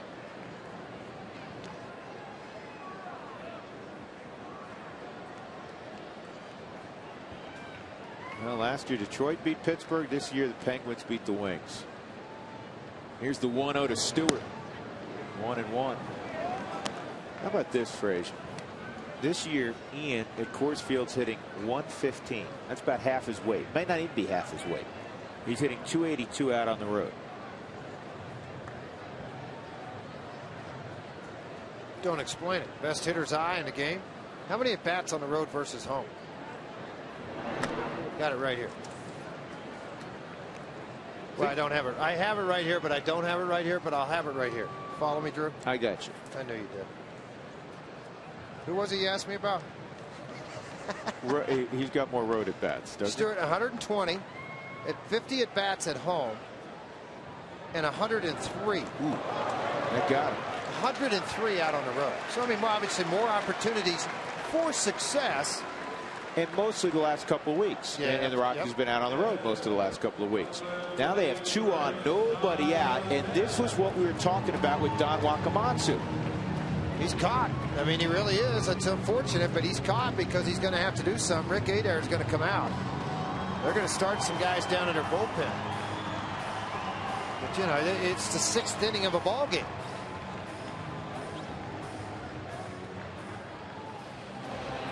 There's Batista. He was a former starter. Y'all will remember him with the Arizona Diamondbacks. And he can give you multiple innings. Yeah, he can go out there and chew it up pretty good. And he swings battle, Kevin.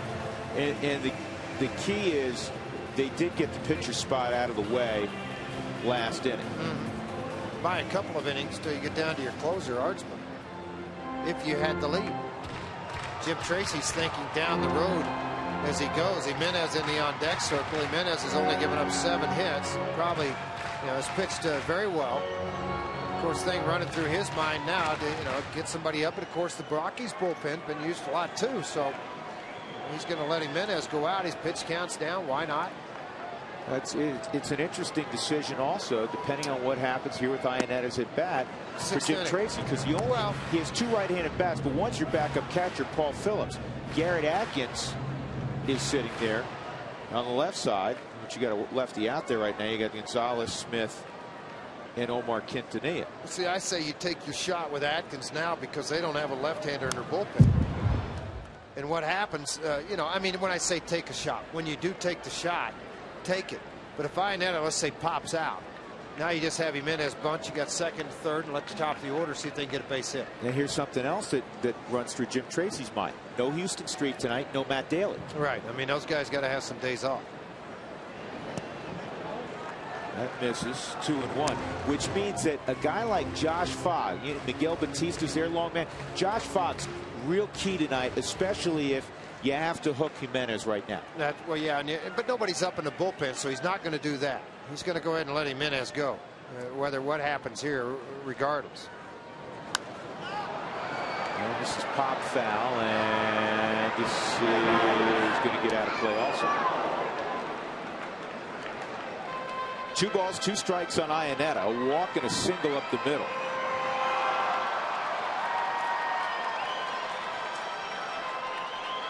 Rockies have won 8 in a row on the road.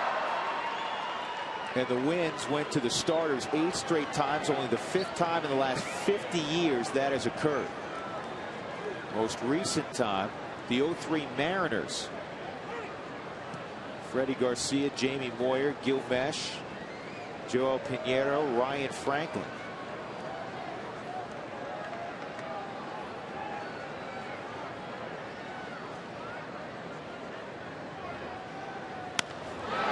Two center field.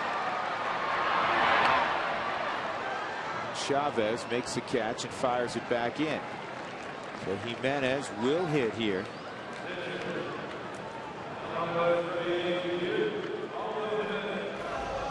With 1 out. Windshield damaged in any way, please call Colorado's #1 team, Elite Safelite Auto Glass, 303-287-5000, or visit safelight.com. Ubaldo has 2 sack bunts today, and you would assume he's going to try to make it 3.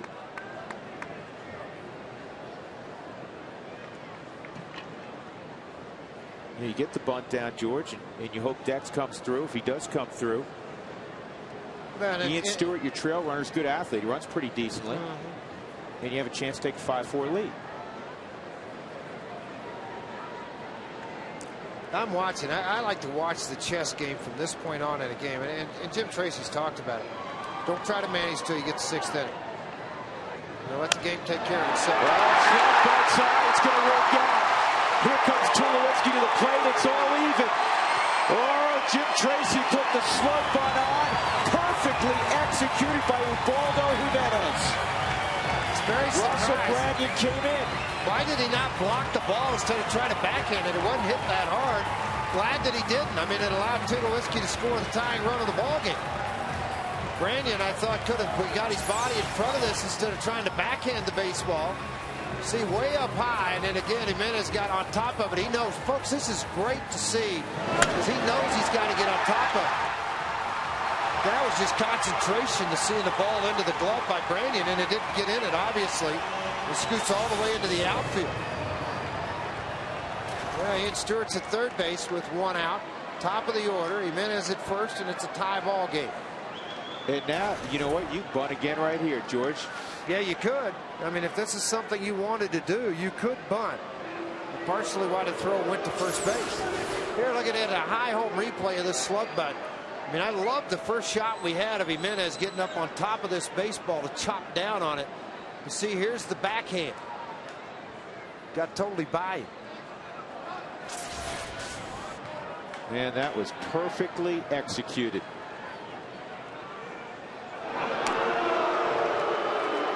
And Washburn trying to figure out if the Rockies are going to reveal anything early. You know, fans wondering, why are they picking on Ubaldo Jimenez? He's the pitcher. There's nothing to do with it. Ubaldo's 1 foot off the bat. And now Adrian Beltre is going to come in. George, what was the best signal you ever heard of to communicate the suicide squeeze? Oh, any come to mind? No, nothing really crazy. You know, I mean, it was like first name, last name type stuff. You know, they'd say crazy things in your ear over here. Here it is. There's the bunt to the plate. Safe at the plate. Stewart beat it. Oh, here comes Wakamatsu. He's not happy about this call. He's going to get right in his face. You know what? Seattle thought it was coming. They thought it was coming. He kept it on anyhow, and the Rockies got it done. Stewart got a good jump, and Fowler got the bunt down. Colorado a 5-4 lead. Little baseball. Yeah, little baseball. A lot of smiles in the dugout, too, because they took a big old gamble on this happening. Here comes Stewart. You're looking at it coming straight down the line. His focus, one glance out, and then the slide into the plate. I agree with Dreckman. The foot got in. The tag applied. And watch Stewart as he comes in here. Dreckman, the umpire, is right in line with it, but the foot went down when the tag was applied. And you're really going to see it here. Watch that lead leg come in on the plate. Tag applied.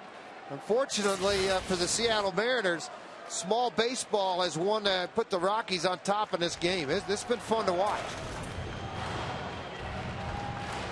This is how the Rockies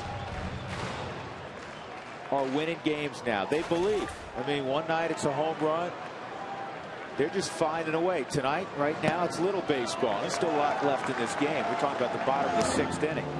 They were down 3-0. They were down 4-2. They now lead 5-4. In George, they have 5 hits. They have 5 total hits. That's right. And Washburn right now is at 92 pitches.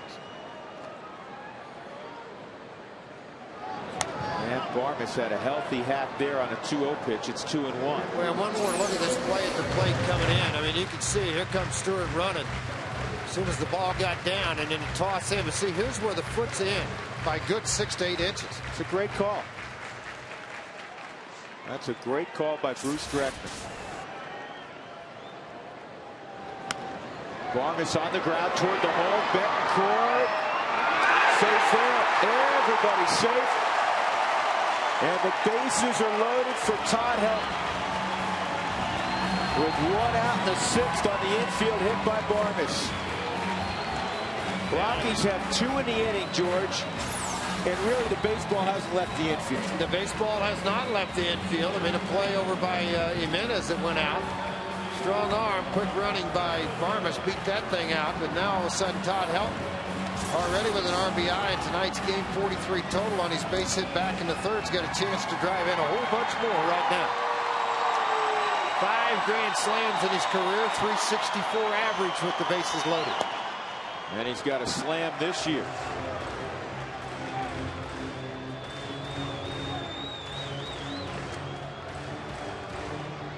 Helton's 3 for 3 with the bases loaded in 09 with 11 RBIs.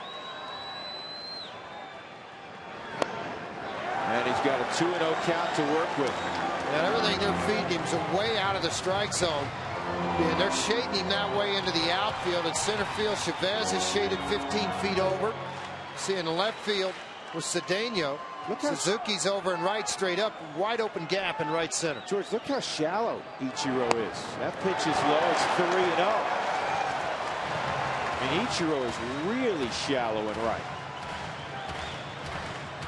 3-0 on Helton with Brad Hopp on deck. Not an enviable situation for Jared Washburn.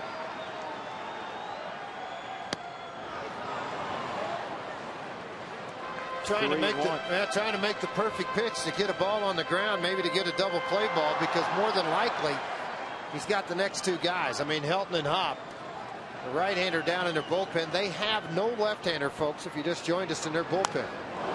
Todd had some tilt on that swing. He was in lift mode. 3-2. He got a hanging slider, and his eyes got about as big around as a softball. Surprised by the pitch that he got. Full count. Look at those numbers that Todd throws out there. 375 average.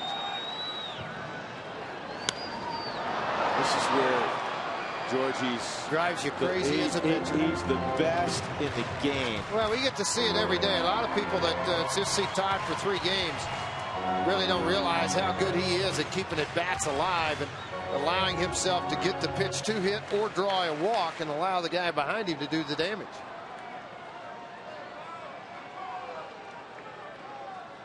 Bases full of Rockies. Todd pops it up. This is not going to be deep enough. Chavez makes the catch. Todd still holding his hand over his helmet, just now removed it. You got to pitch up, and he just got a little bit too far underneath it. So Brad Hopp will try to come through with 2 outs and the bases full.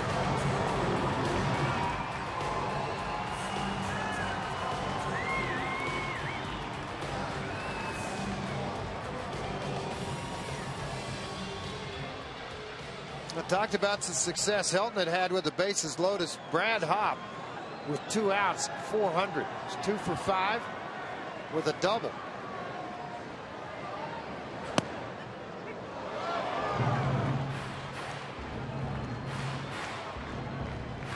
A couple of grand slams in his career. 377 average with the bases loaded.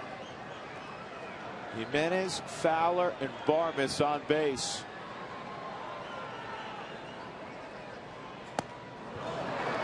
Thinking breaking ball and got one of the best fastballs at 91. The ball got by Brad in a hurry. Plus, it was elevated up into the strike zone.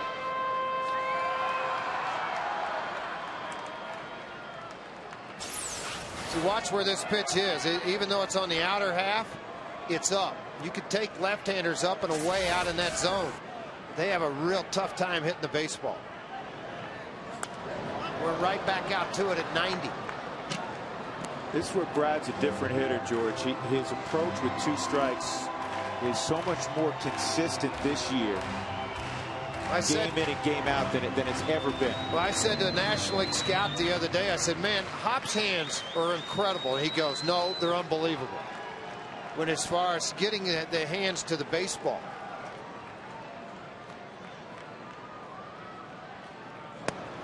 Just missed. And I think he was fooled again. I mean, he has got hard, and a couple times in breaking ball counts. 1-2 on Hopp. Rockies with a 5-4 lead here in the bottom of the 6th.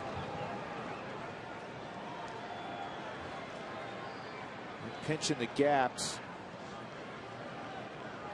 with Hopp at the plate. Atlanta leads the National League, 422 average with the bases loaded. The Rockies second at 349, followed by Philadelphia at 333.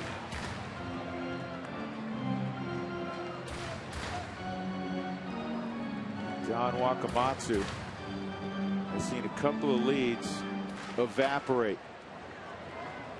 And he knows the guy at the plate leads the Rockies in RBIs. And the league leaders. But Washburn able to strike him out with the bases full. That was a huge sequence for Washburn. He got help and he got Hopp. But this squeeze bunt gives the Rockies a 5-4 lead.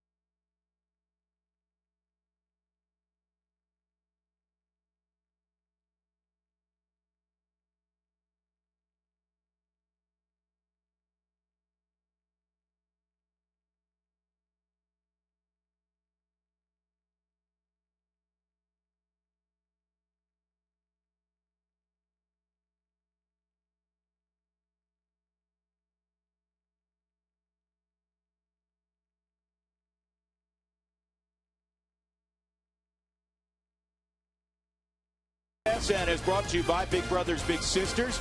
Donate your car to Big Brothers Big Sisters. You'll get a free tow at tax break, and you'll help change a kid's life. By the Courtyard by Marriott on the 16th Street Mall. Ask about our hometown sports package. And by the Colorado Lottery. Don't forget to play. Colorado Rockies, baseball's hottest team. Winners of 8 straight, looking to make it 9 in a row tonight. They have a 5-4 lead as we move on to inning number 7. Ubaldo Jimenez now a chance to continue that streak also with starters picking off the win.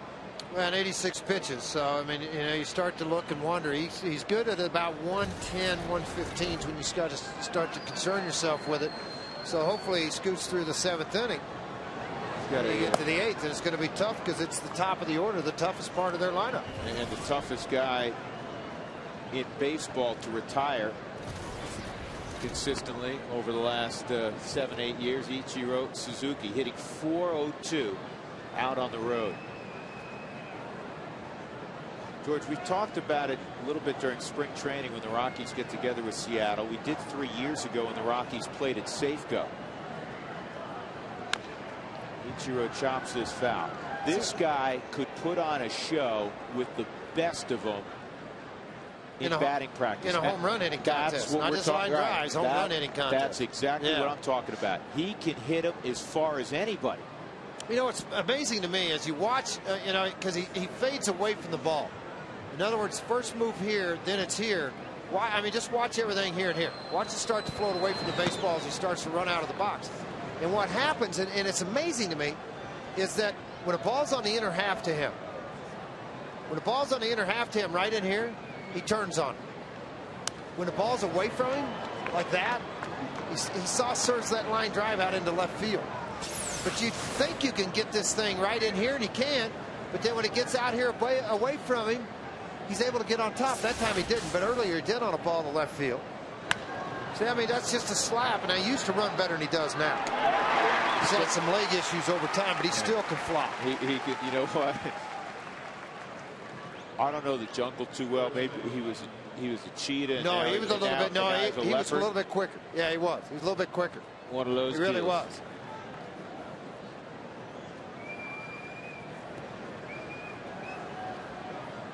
One out, and that's a biggie. And now Russell Branyan, who homered back in the first inning.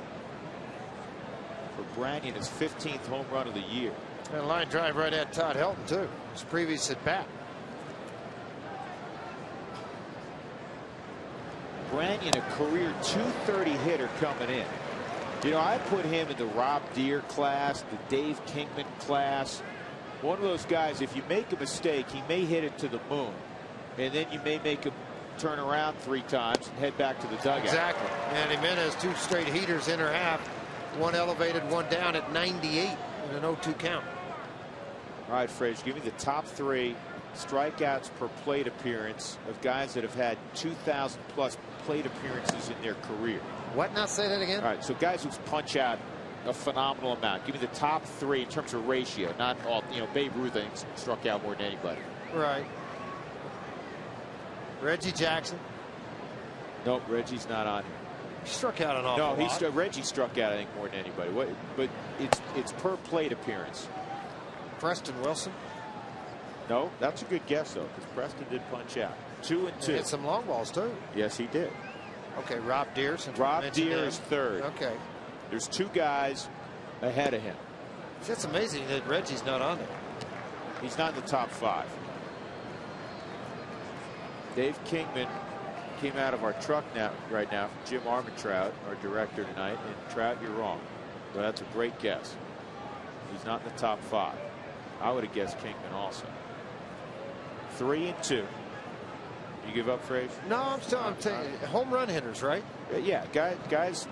Both these guys who were ahead of him hit the long ball. Here's the 3-2 foul. See, I'm thinking of like a guy like Steve Balboni. That's a good guess. He's not on here. Wasn't he a teammate of yours? Yankees. I'm trying to think. He scouts now. It's a pretty good one too. I'm going to give you a hint. One of these guys is maybe the best athlete you and I have ever seen.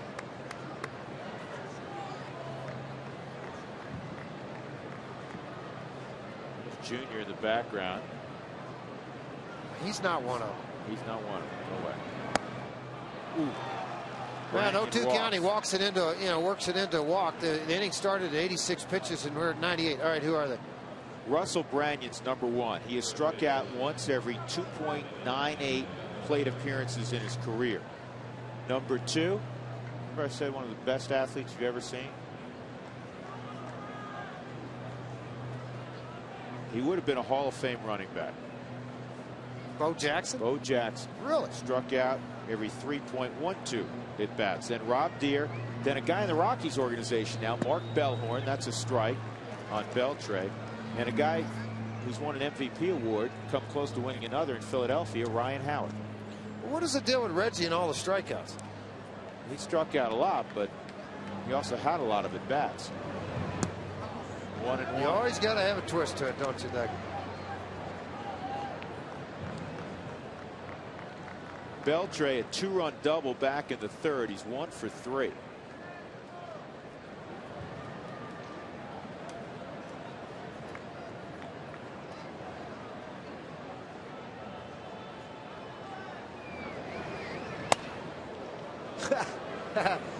That was a pretty good heat. And the only reason I'm giggling a little bit, folks, because you're looking at Adrian Beltre after the pitch. I mean, watch that. What happened? He's like, oh, no, don't let you bite me. Please stay away from me. Now watch him start dancing. I'm getting back out of here.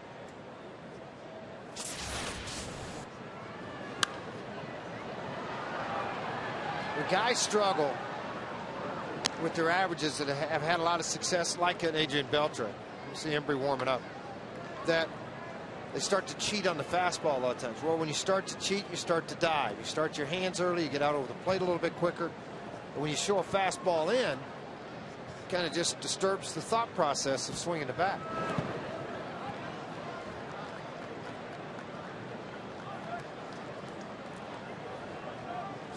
Do you see that? Bruce Treckman tossed the ball at Chris Iannetta, and about 5 feet away. I don't want to say he fired it, but he threw it hard enough. Chris had to use his chest protector to make the catch. 3-2 on Beltre. Branyan takes off on the ground. Still a chance for 2. There's 1. There's 2. Great sense of timing by Tulowitzki. He knew it was hit hard enough. And he and Barmes turn it over. Rockies leading 5-4. Stretch time at 20 at the plate.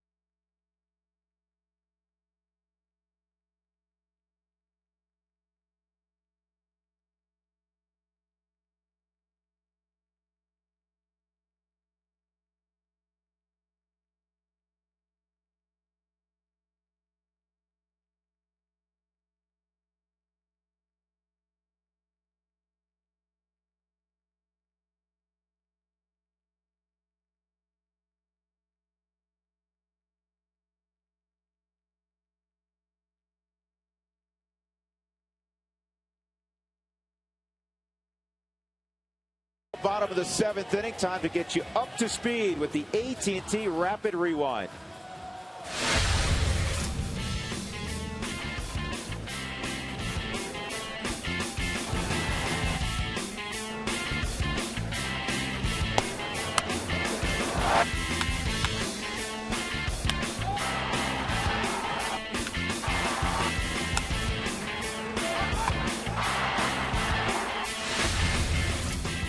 AT&T, the nation's fastest 3G network. AT&T, your world delivered.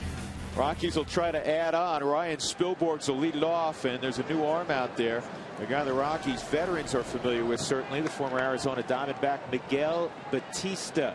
And this call to the bullpen is brought to you by Comcast Digital Home Phone Service. Warm up to unlimited local and long distance. Call 800 Comcast. Well, another one of those guys with a good strong right arm. 21 games he's appeared in out of long relief. He's another guy that picks up some wins, 3-1 overall over those 27 innings. You work multiple innings, you have an opportunity. If your offense can get a little something going, you score a run or two. He's been a beneficiary of that.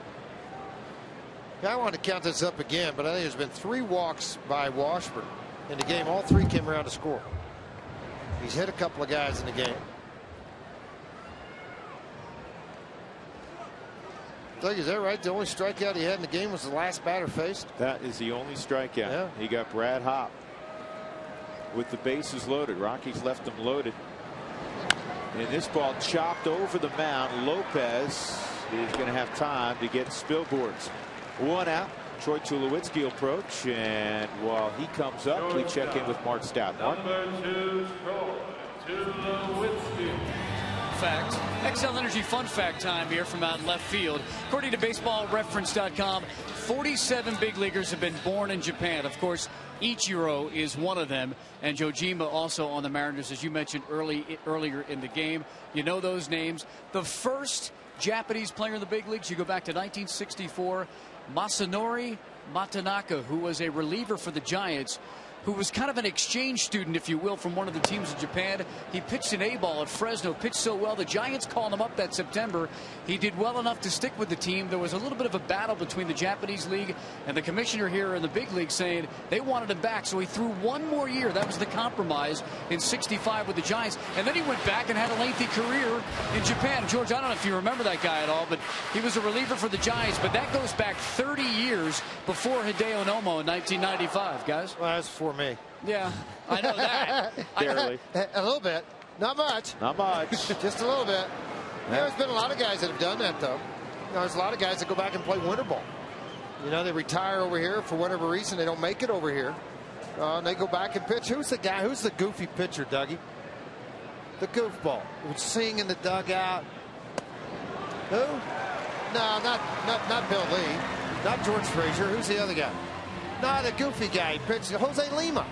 He's still pitching in winter ball. Is he going? Yeah, he won 7 games last year. Yeah, he's still around at it. 1 out walk to Tulowitzki. That'll bring up Ian Stewart. When you think he was goofy, Doug, would you classify him goofy? Or just not normal? Different. Part-time human being? Okay. He was left-handed, but, I mean, he should have been left-handed. He was right-handed, but he should have been left-handed. Lima time. Remember that, George? Yeah. Lima time. Well, he had an album. Well, Stewart's 0 for 2. He was hit by a pitch. That heater's up high.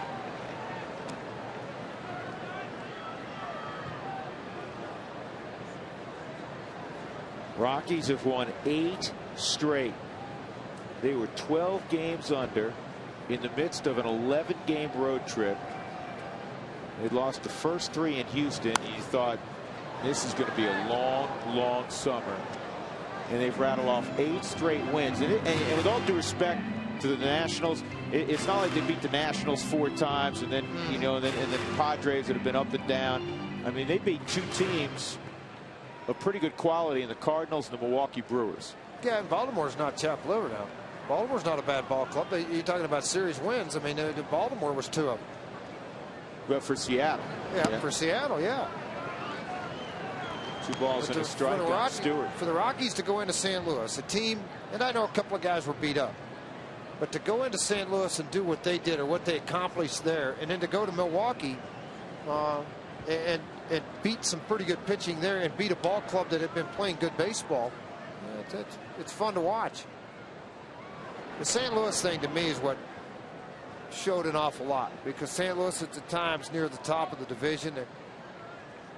And now you start talking about their all-time win streaks, and for years it was frustrating. The Rockies could never, George, we talked about it so many times on the air, he couldn't win more than 4 in a row. Right. And then, of course, the great run in late '07 when they won 11 in a row. Well, if they can hang on tonight, it'll be 9 straight. Well, 9 straight, and what it does, it just kind of wakes everybody up to the fact that the Rockies are playing good baseball. You know, before they felt pretty comfortable. People did coming here, particularly in playing. And within our division, the Rockies had not played well. Talked with Jim Tracy about the transition. 2 weeks ago, this was a club hoping to win. Now they come to the ballpark. Brad Hopp told me before the ball game, he goes, hey, I'm just looking forward to today. We're going to go get another win. They expect to win. Runner goes, swung on and missed. Throw to second is high. Into center field. Pop up and go. Tulowitzki's to third. So with 2 outs. Second error on Johnson behind the plate. Typically on an awful lot of throws, that ball has sailed on him through 2 middle infielders and out into the outfield. Tulowitzki alert, picks up his third base coach, moves on over to third base with Richie Dyer watching this throw, and see Tulowitzki pop up, glance back, look up, and take off. Second error on Seattle tonight. Runner at third, 2 outs. Chris Iannetta at the plate. The first base is open. Pitcher's spot behind him, but Seth Smith's already in the on-deck circle. And Iannetta fouls it straight back. Chris tonight 1 for 2 and a walk.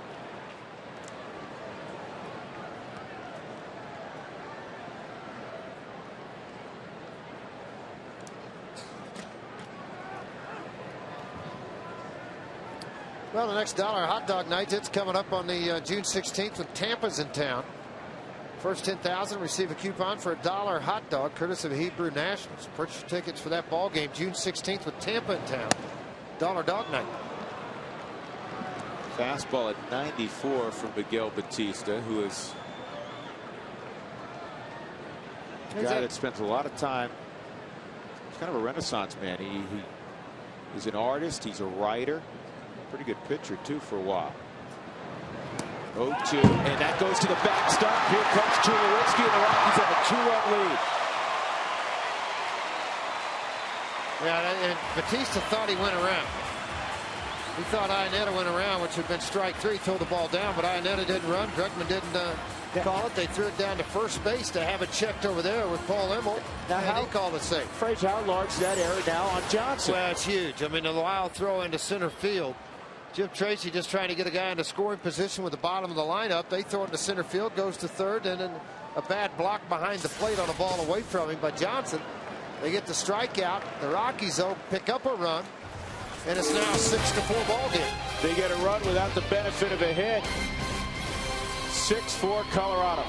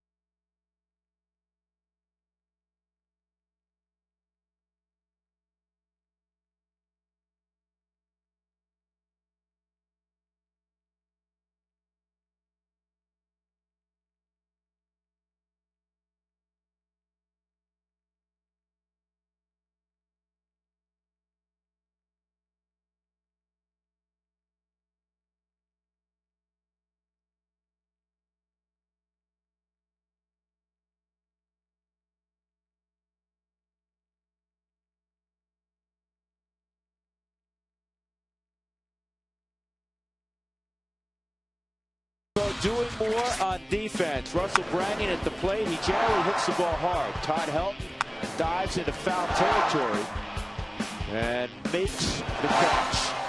That is our Home Depot doing more on defense. You know, George, the Rockies have not exactly stuffed the baseball tonight, but when you're going good. Absolutely. Who cares? Yeah. I mean, you don't care how you win a ball game. You're just trying to dive for that. You got to be kidding me. How'd you not dive for that? Because if I dove, you'd have needed a new partner. No, I'd have grabbed. I had your ankle the whole way. Dougie and I had. Where are you going, Dougie? If I. Dougie, come back in. Here's Helton again. Doing more on defense, George. Brought to you by Home Depot. There you go. That's, you know, people ask us, right, all the time. Hey, how many foul balls you get? We've had 2 in the last 8 years. Yeah, that's the closest we've come in about 2 years. The 5 prior to that, I think I had like 1. Yeah, it never comes up. That one hit like almost hit the camera. 1 out. Andy Chavez will be coming up. Rockies have 6 runs on 6 hits. Scored a run last inning without getting a hit. Scored a run tonight on a suicide squeeze. That's what good teams do. They figure out ways to win. Well, and again, I mean, it's just, I think this is where Jim Tracy is having fun managing a team. And I'm going to say this is because he's not worried about a lot of what the book says. He's worried about winning the game. And if it says, hey, I'll throw out a little squeeze here, I'll throw something over here, do this over there, I do it. If it works, great. If it doesn't, you know what? I'm 5 games under 500 anyway. So I'm going to try something a little different.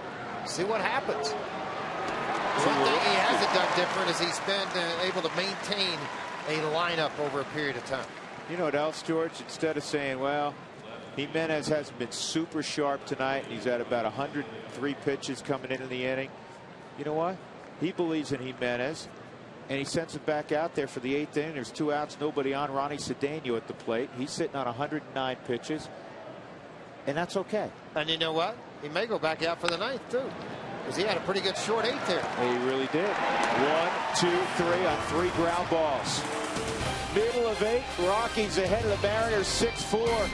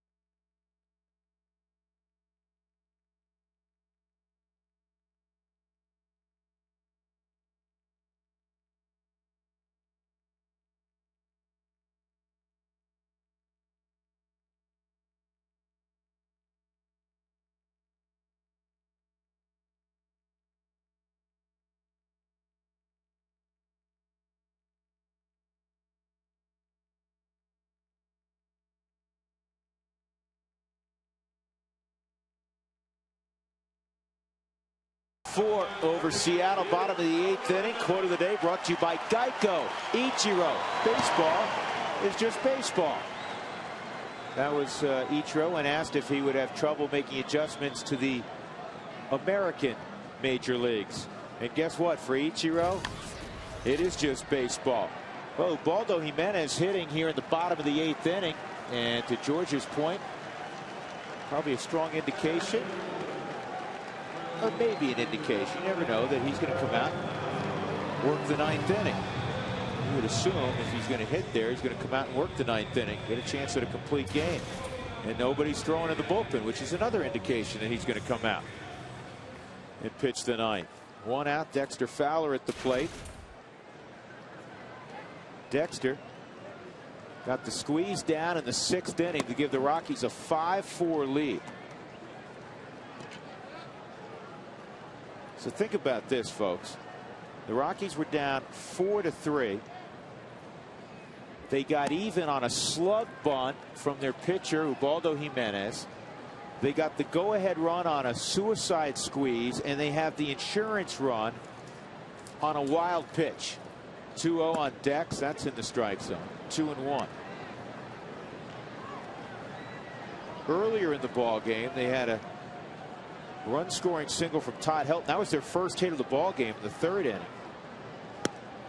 And then the next run came around on an error on the pitcher, Jared Washburn. So the Rockies, George, have scored. Then they had a home run from Tulowitzki. 4 of the runs tonight have been slightly unorthodox. Yeah, they have. And it haven't been. Has this been a typical Coors Field type game where you watched a lot of balls fly off the wall? Well, early on it was, but it was the Seattle Mariners doing it. The home run by Branyan, the double in left center by Johnson, that scored a couple of runs. But other than that, no. I mean, the Rockies have been able to just play a little bit of small ball with soft ground balls in the infield. What did we score? 2 runs, the ball never left the infield. Yeah, why not? They've taken advantage of Seattle mistakes. Batista strikes out Fowler. 2 outs in the 8th. A reminder, fans, when the Rockies score 7 or more runs, the place to go the following day between 4 and 6 in the afternoon is your neighborhood Taco Bell in the great state of Colorado. And with the drink purchase, you get 4 tacos for $1.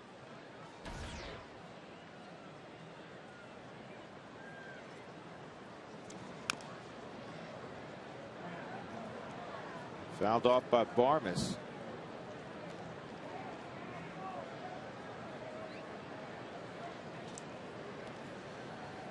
Barmes ground ball to short, a walk and a run scored, fly ball to right and an infield hit.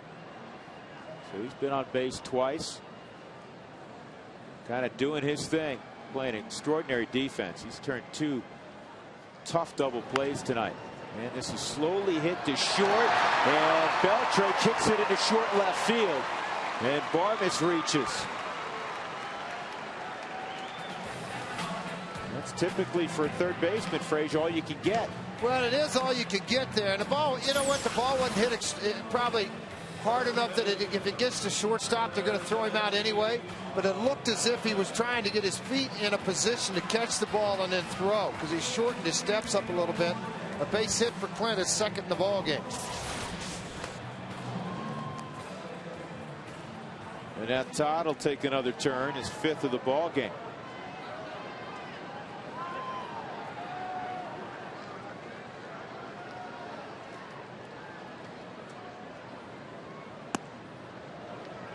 Well, that's one of those guys Helton's seen an awful lot. 9 for 32, a couple of home runs because of the starts against Arizona when Batista was there. Of course, Helton being a Rocky.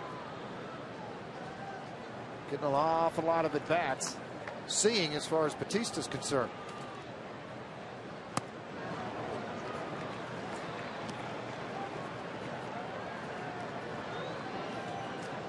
Two 2-0 on Helton.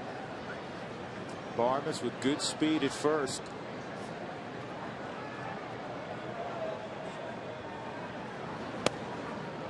(3-0) with Brad Hopp next.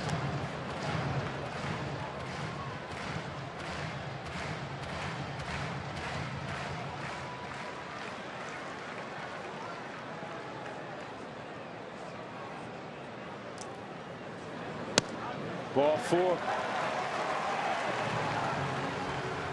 So that'll push Barmes to second.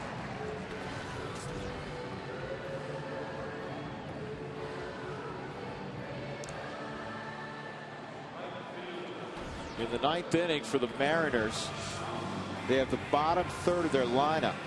Now available on their bench is Jr., of course. And well, don't forget about Mike Sweeney. I don't think you'll see Jr. till you get a couple of guys on. They give him a chance, one swing, maybe one guy on to try to hit the ball out of the ballpark to try to tie or win a ball game.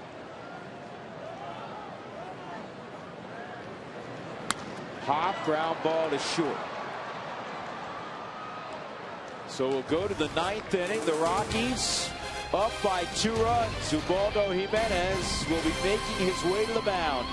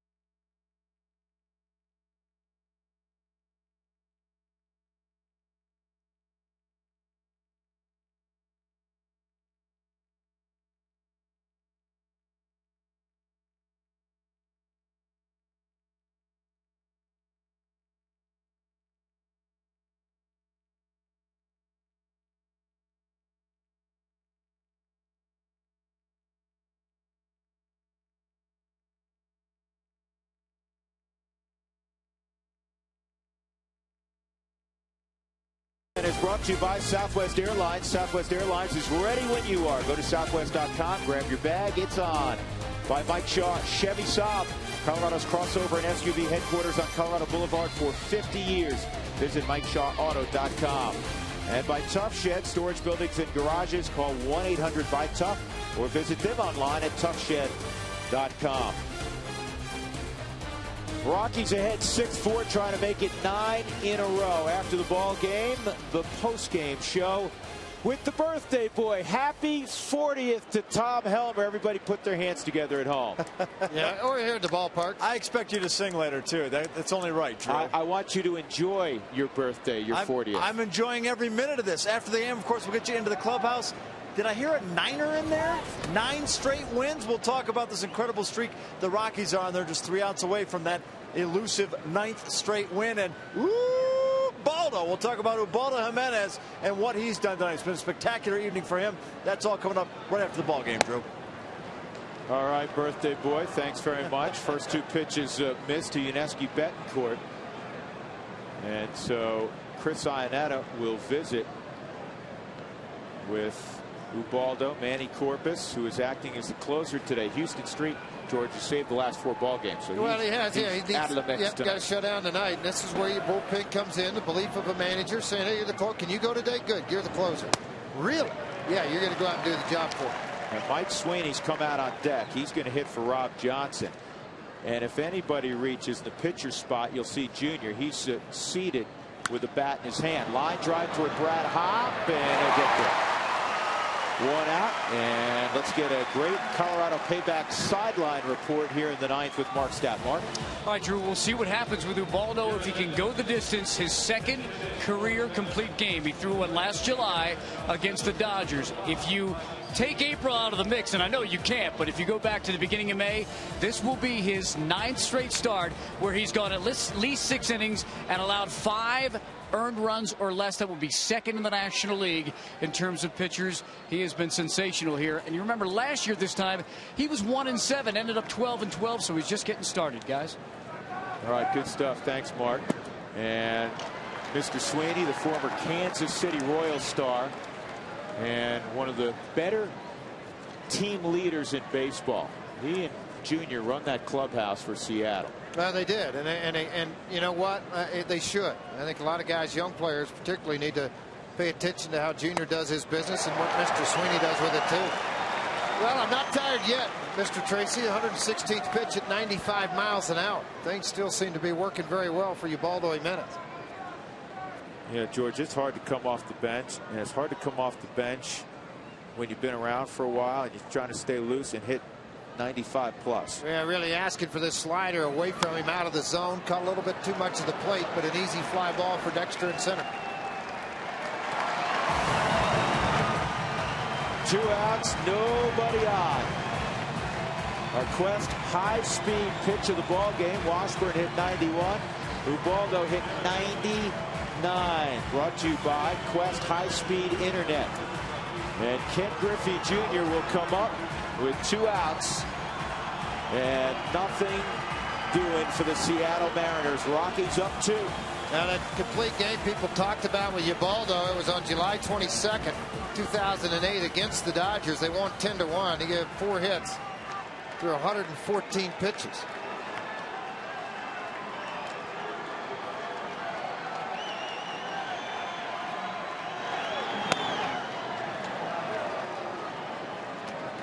A lot of times Hall of Famers would get that first pitch no call for a strike. Bruce Dreckman working behind the plate. And that one is over the outside corner. I was going to say he guided it up there, George. Then they flashed on the board. 95. The flash went out the window. Yeah. 6 home runs, 16 driven in this year for Junior. And the 1-1. That was a changeup.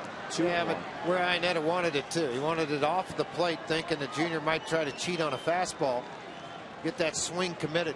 One of the prettiest swings in baseball. But he didn't get any baseball on that pretty swing, and it's 2-2.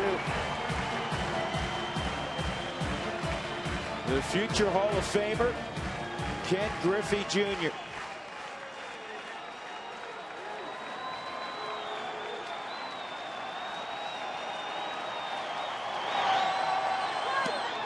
Just inside 3-2. Chris trying to just keep the youngsters calm down on the mound enough that he stays collected. The arm repeats itself. Give itself an opportunity to throw a strike, knowing that he's just 1 pitch away from a complete ball game. And it's fouled off.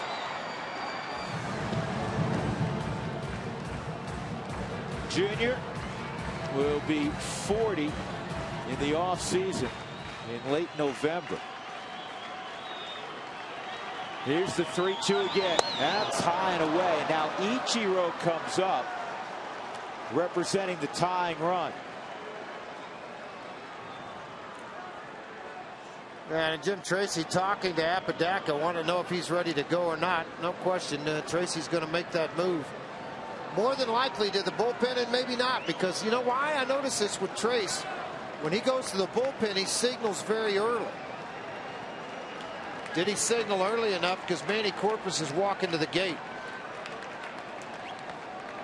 Yeah, you know what? The hands are in the back pocket. There's not the right hand reaching out for the baseball. And Manny's walked back inside for a second. I mean, you can see him inside. He's going to leave him in the ball game. Yeah, he's just checking to make sure he's all right. You know, this is George. This is part of the image and the leadership that Jim Tracy is presenting, and the confidence. Well, it's quiet. In his guys. It's quiet, but it's carrying a heavy hammer. Yeah.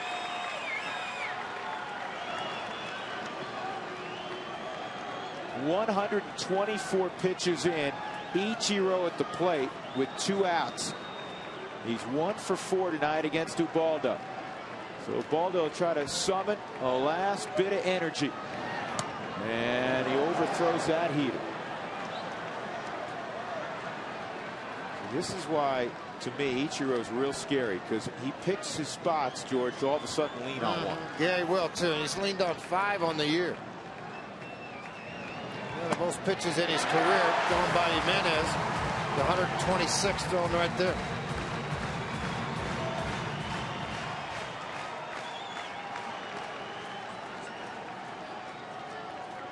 He'll have an extra day's rest next time he goes out, because Monday's an off day. On the ground, deep short.